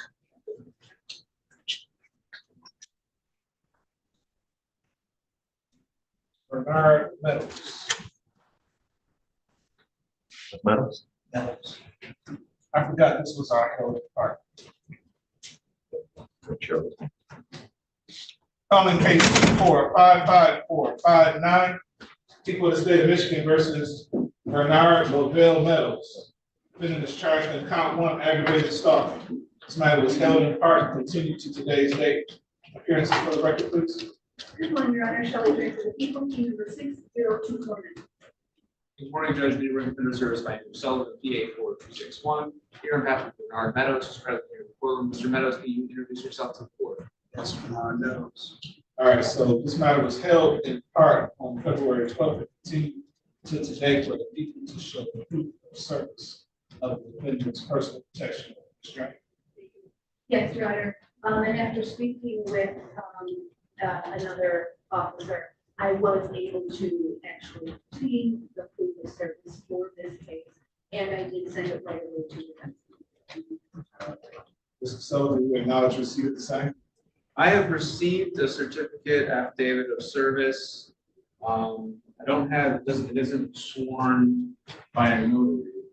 It's never sworn by a notary.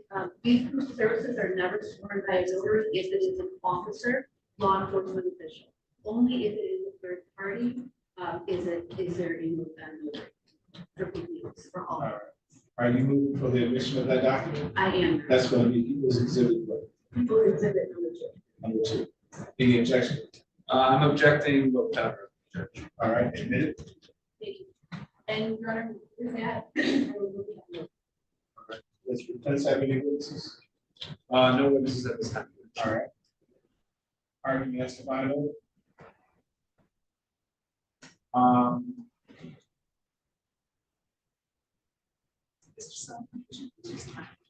Yes. Judge, my argument as to bind over is that the proof here substantially relies on an Instagram post, which the witness testified to receiving, but could not authenticate. My argument is that the witness is unable to authenticate that as coming from Mr. Meadows. That's for that reason I am arguing that the case should be dismissed. Mr. Jerry? Your Honor, the complainant testified from her memory of the content of all of those messages that she received within a few days. Then when I handed her the printouts of those, she recognized those. She indicated that, yes, these are the same ones. She read some of the ones that she had remembered, but she testified that there were more than that. She testified that she knew that it was from him because she knew his Instagram before. She also knew that it was him because of her daughter's Instagram as well. So that's how she identified it, by knowing it was his before, but also the content of it was what she recognized also as being from the defendant. There was a video that she mentioned, but that was not entered. So Your Honor, for those reasons, I am asking for time. All right. The court, after hearing the testimony of Kenneth, Knox, is satisfied that people have met their burden of probable cause as it relates to the charges contained in the Ms. Knox got a personal protection order, I believe she said it was in May of 2023. And then she testified to a number of incidents that happened after that May of 2023 date. court is more than satisfied that people have met the urgent probable cause as relates to the charges. Court finds this charge to the city clerk, court finds probable cause. Been bound over to Wayne County Third Circuit Court Criminal Division for the proceedings. His arraignment on the information date and time will be February 21st, 2024 at 9 o'clock. Thank you, Judge.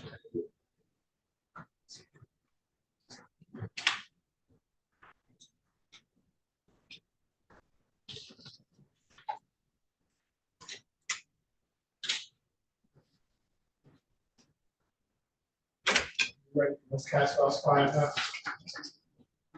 Ready on turn board? I think we still have to email it to Mr.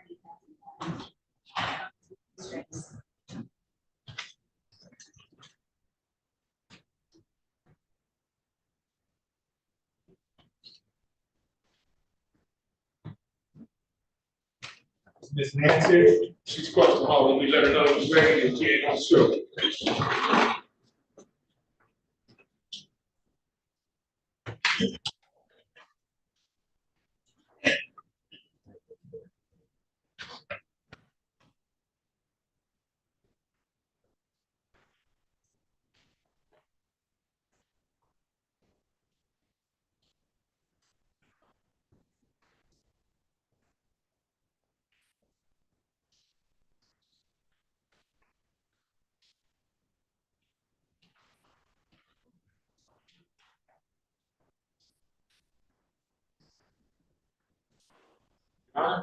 Yes, she's doing closing arguments across the hall. Okay. Thank you. You're welcome.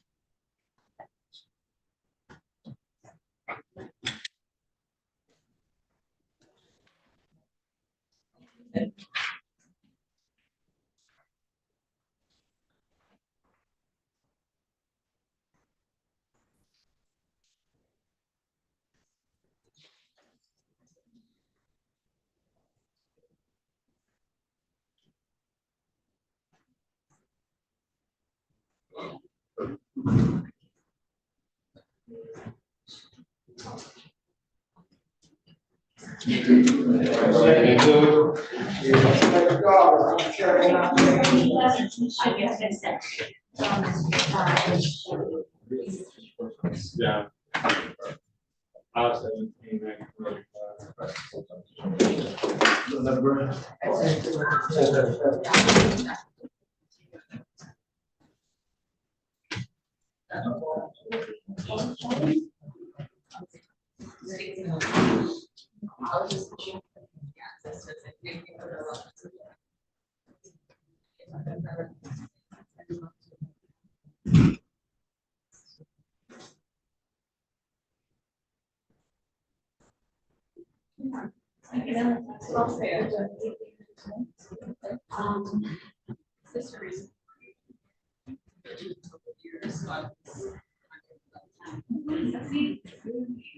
then my dad's got a copy or something. Yeah.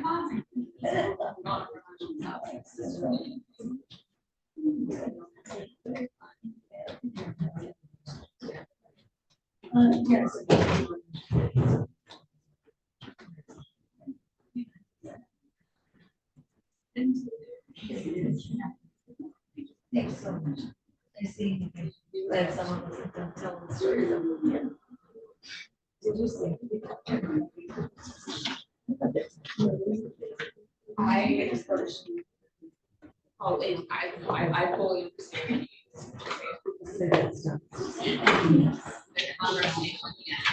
Everyone got. Oh, no, I had the. No. Because it was a reaction. Something, did they saw? The actual client, my blood on.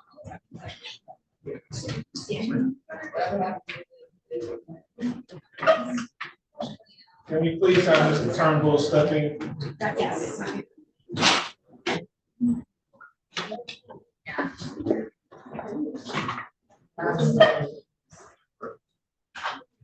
Right, I thought based on it was.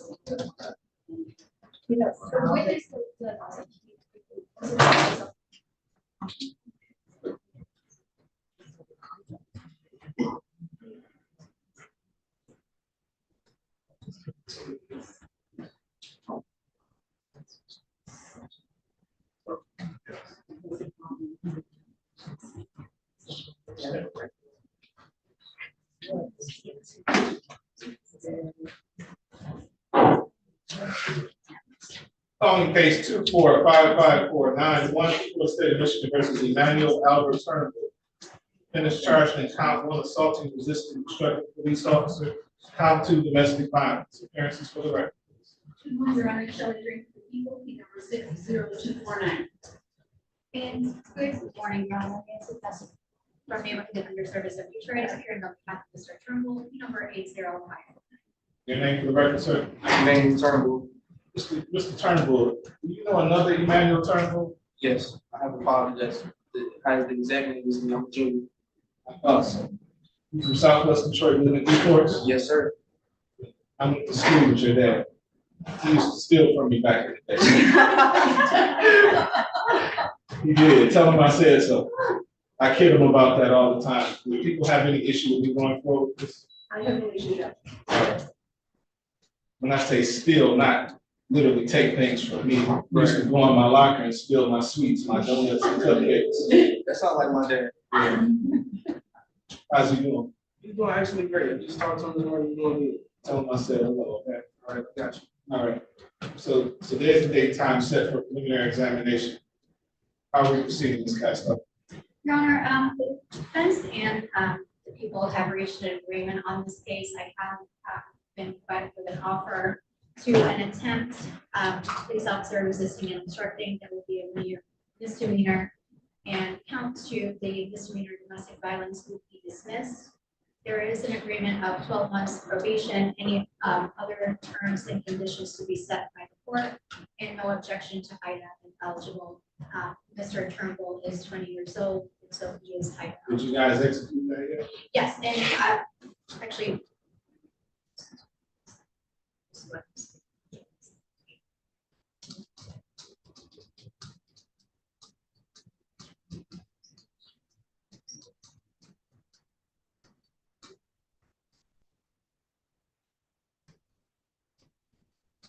And yes, Your Honor, it has been executed, and I can provide the report.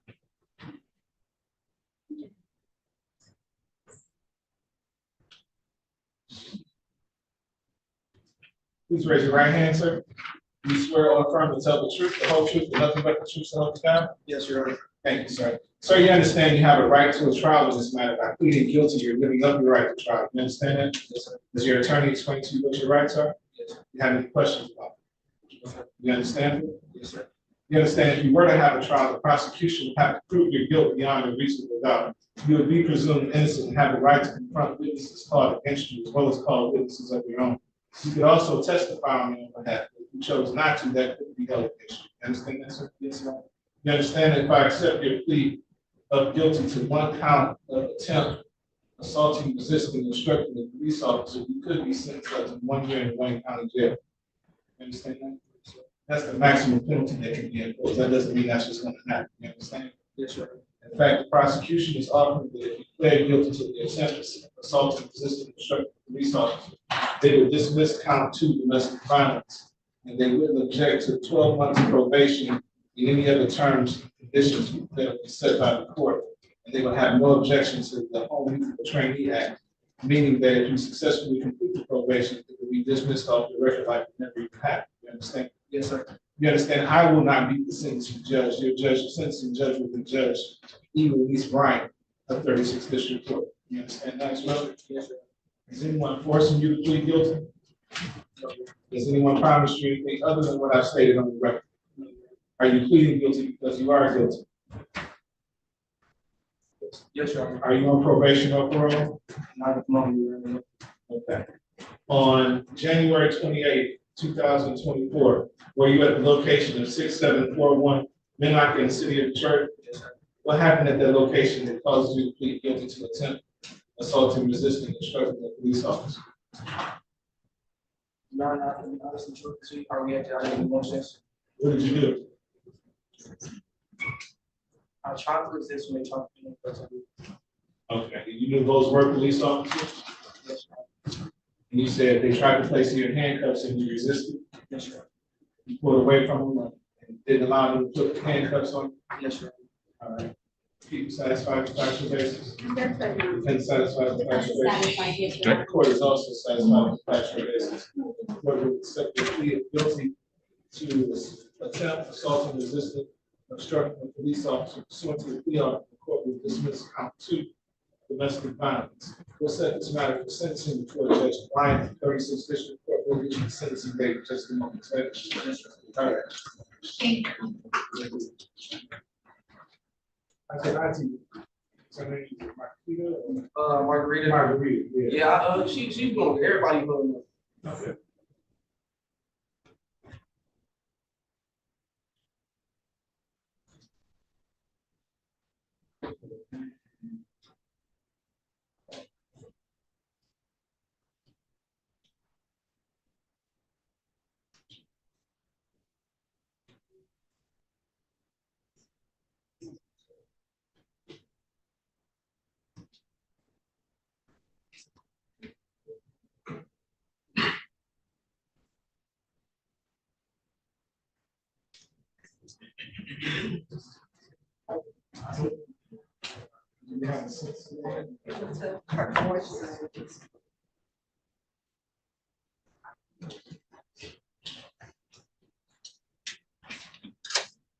Thank you.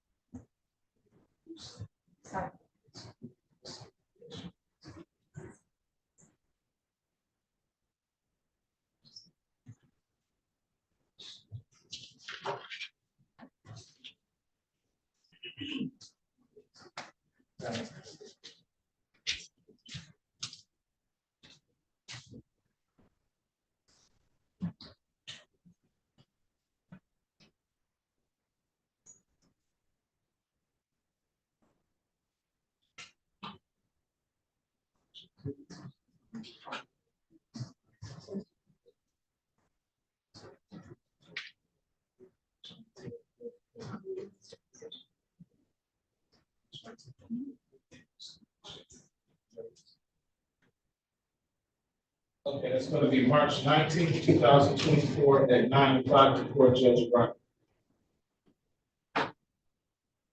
Yes, Your Honor.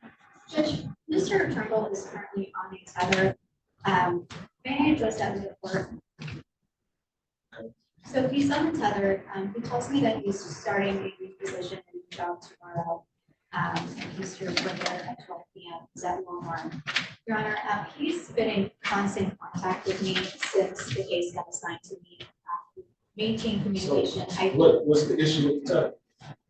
Judge, I mean, part of the reason for this hard tether is if the person is a flight risk or if they're a danger to the community. Judge, Mr. Turnbull, based on my communications with him, doesn't appear to be so. I don't believe that he's a flight risk at all. He does have his mother. I'll find it myself if I need to. I know exactly where it is. His mom is also here in court with him. Again, he's very concerned about this case. He's been very committed with me, making sure that he's doing what he has to do. He was here on time today. I don't believe that there's any reason to believe that he's not going to show up for his sentencing. So I just asked the court to again. He's not a flight risk.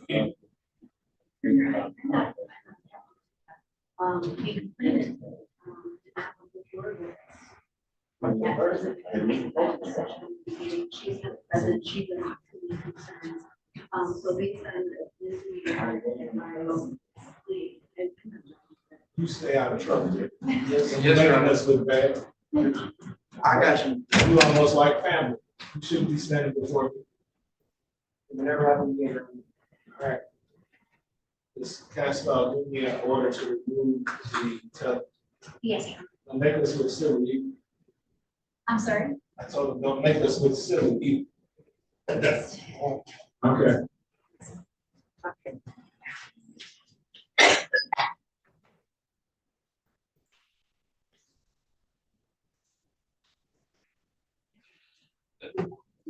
Do I know you too, Mom? I was looking to see if I knew who you were. I'm related to the Kennys in the hole, so you probably know. Of course. Mother Kitty goes to my church. Yeah, that's my. I played Little League Baseball with Richie and Monty.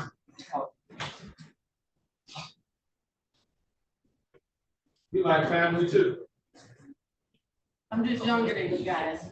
Oh, rub it in. Rub it in like that.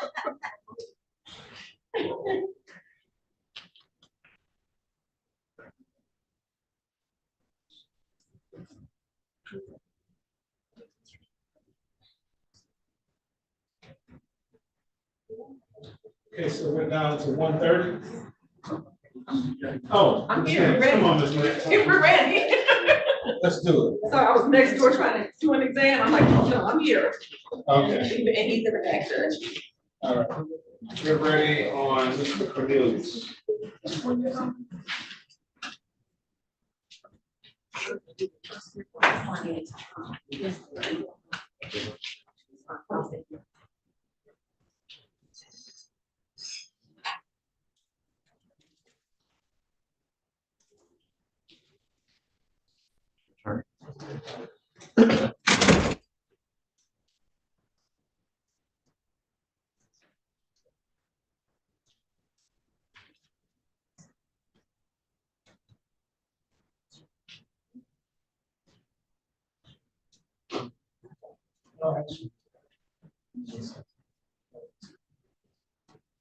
Calling case 2455390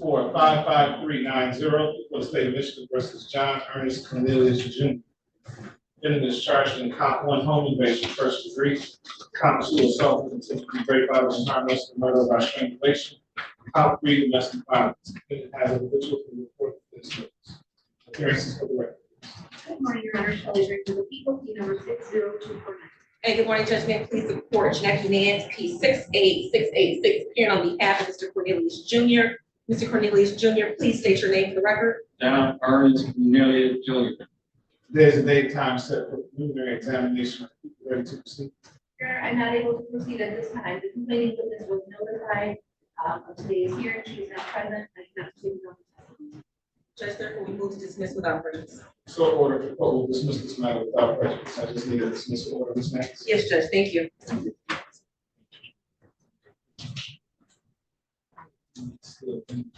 Thank you, Judge.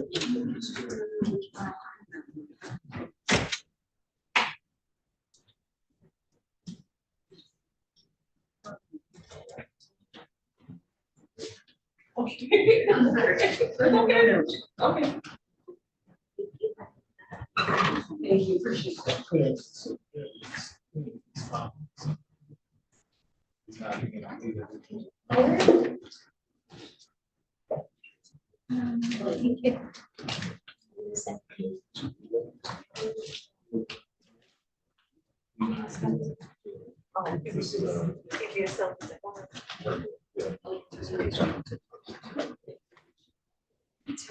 Let me tell you something, it has been rough, you hear me? My daughter got me bouncing around, traveling all across the country. I'm tired.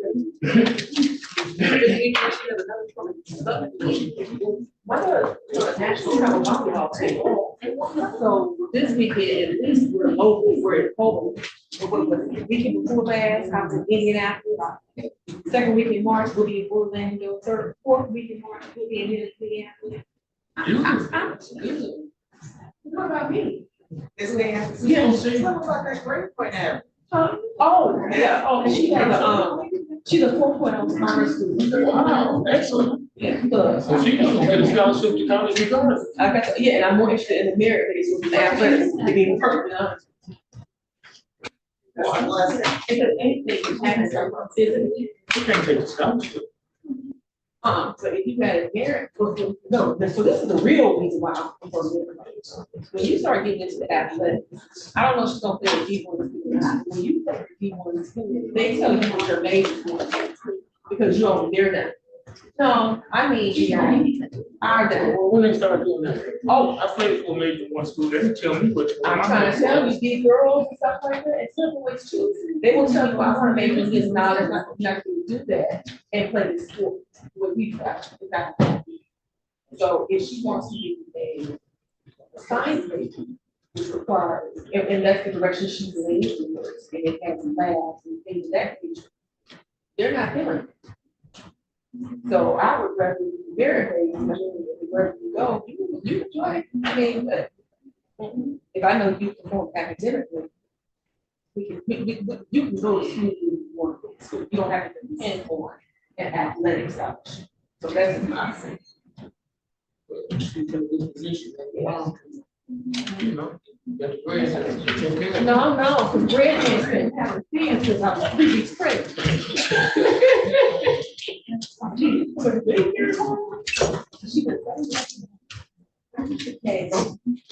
Okay, recess to 1:30.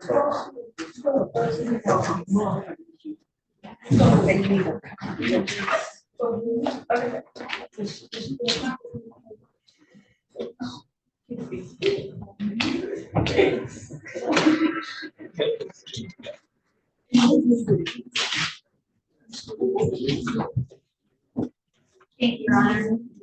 My pleasure.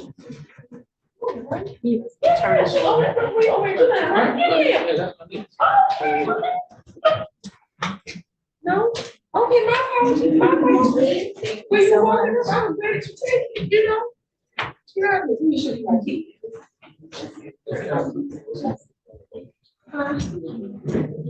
She plays for Michigan Elite. She's on the 13th, but going on to the top team. This is my baby, she just turned.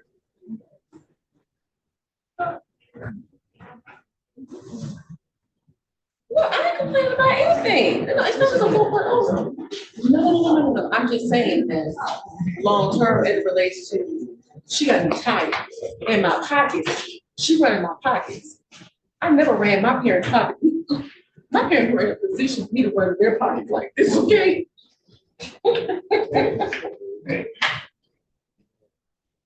Hey, how about those shoes? No, I'm mad because I'm tired. And she can't drive. So if she's practicing, she's practicing 2 nights a week. We're doing strength and conditioning 3 days a week, and we're doing training in between.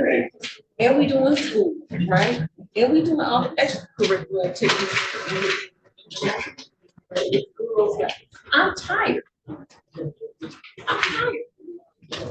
Yes, ma'am. Right, that's all I'm saying.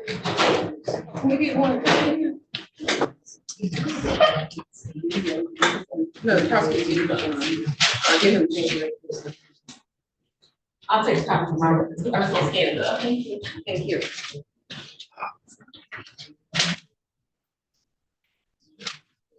So I'm just tired.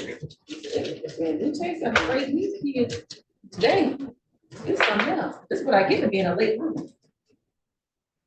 At home. That's a geriatric patient. I'm serious. Y'all in the budget. Y'all. Yeah, men. Y'all in the budget. Being called geriatric patient when you had a baby. I was 35 when I had her. They told me I was a geriatric patient. Oh, show me how the baby doing. It's the baby. It's the baby. This is mine. You know, she turned 13 in January. Here she is. A teenager. I have a teenager. I didn't see it. I didn't see it. Glad to hear. Oh, yes. Yes. Sephora's her best friend. She just puts my 3 years ago in. She just goes, Mommy, I need, you need what? Mommy, I know you good. I said, okay.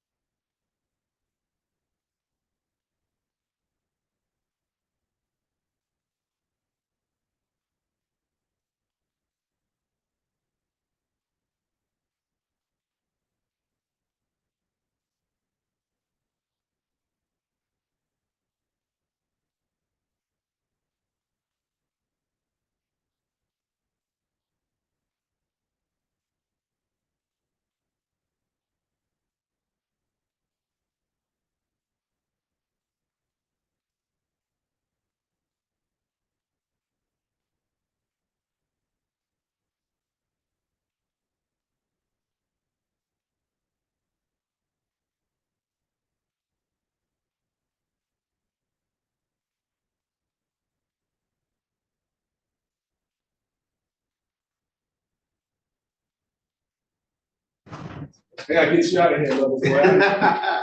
I remember. Oh, I'm already in the doghouse. I appreciate you. Oh, you're in the doghouse. Come on, man. Yeah. You just got her spoiled. It's not even 2 o'clock. I know. You getting grief already? Yeah.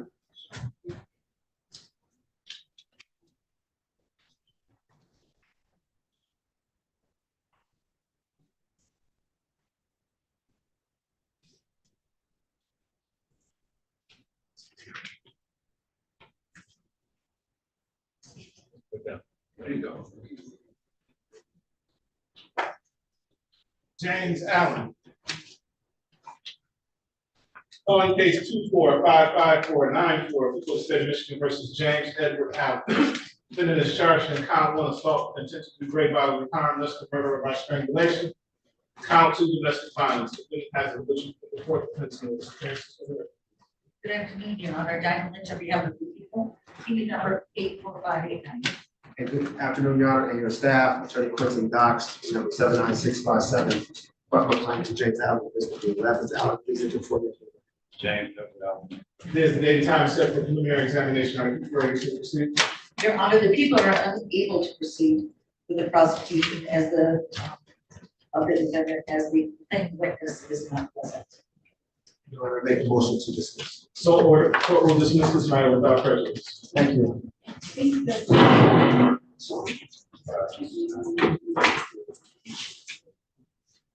Guess what, folks? That concludes the document. We'll see you tomorrow, same bat station, same bat time. Enjoy your Valentine's Day. Your Honor, we have a tether on. Excuse me, make sure. The dismissal order should take care of that. I appreciate it. Thank you, John. All right, sir. Have a good one. I ain't back. He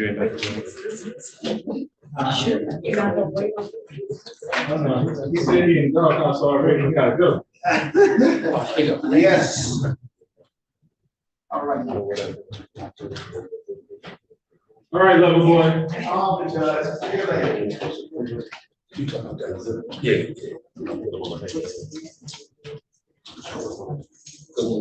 Hey, we got some more.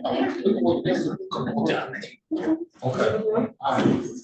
Hopefully by then I'll talk about that. All right, Your Honor. All right, brother T. Take it easy now. Yes, sir.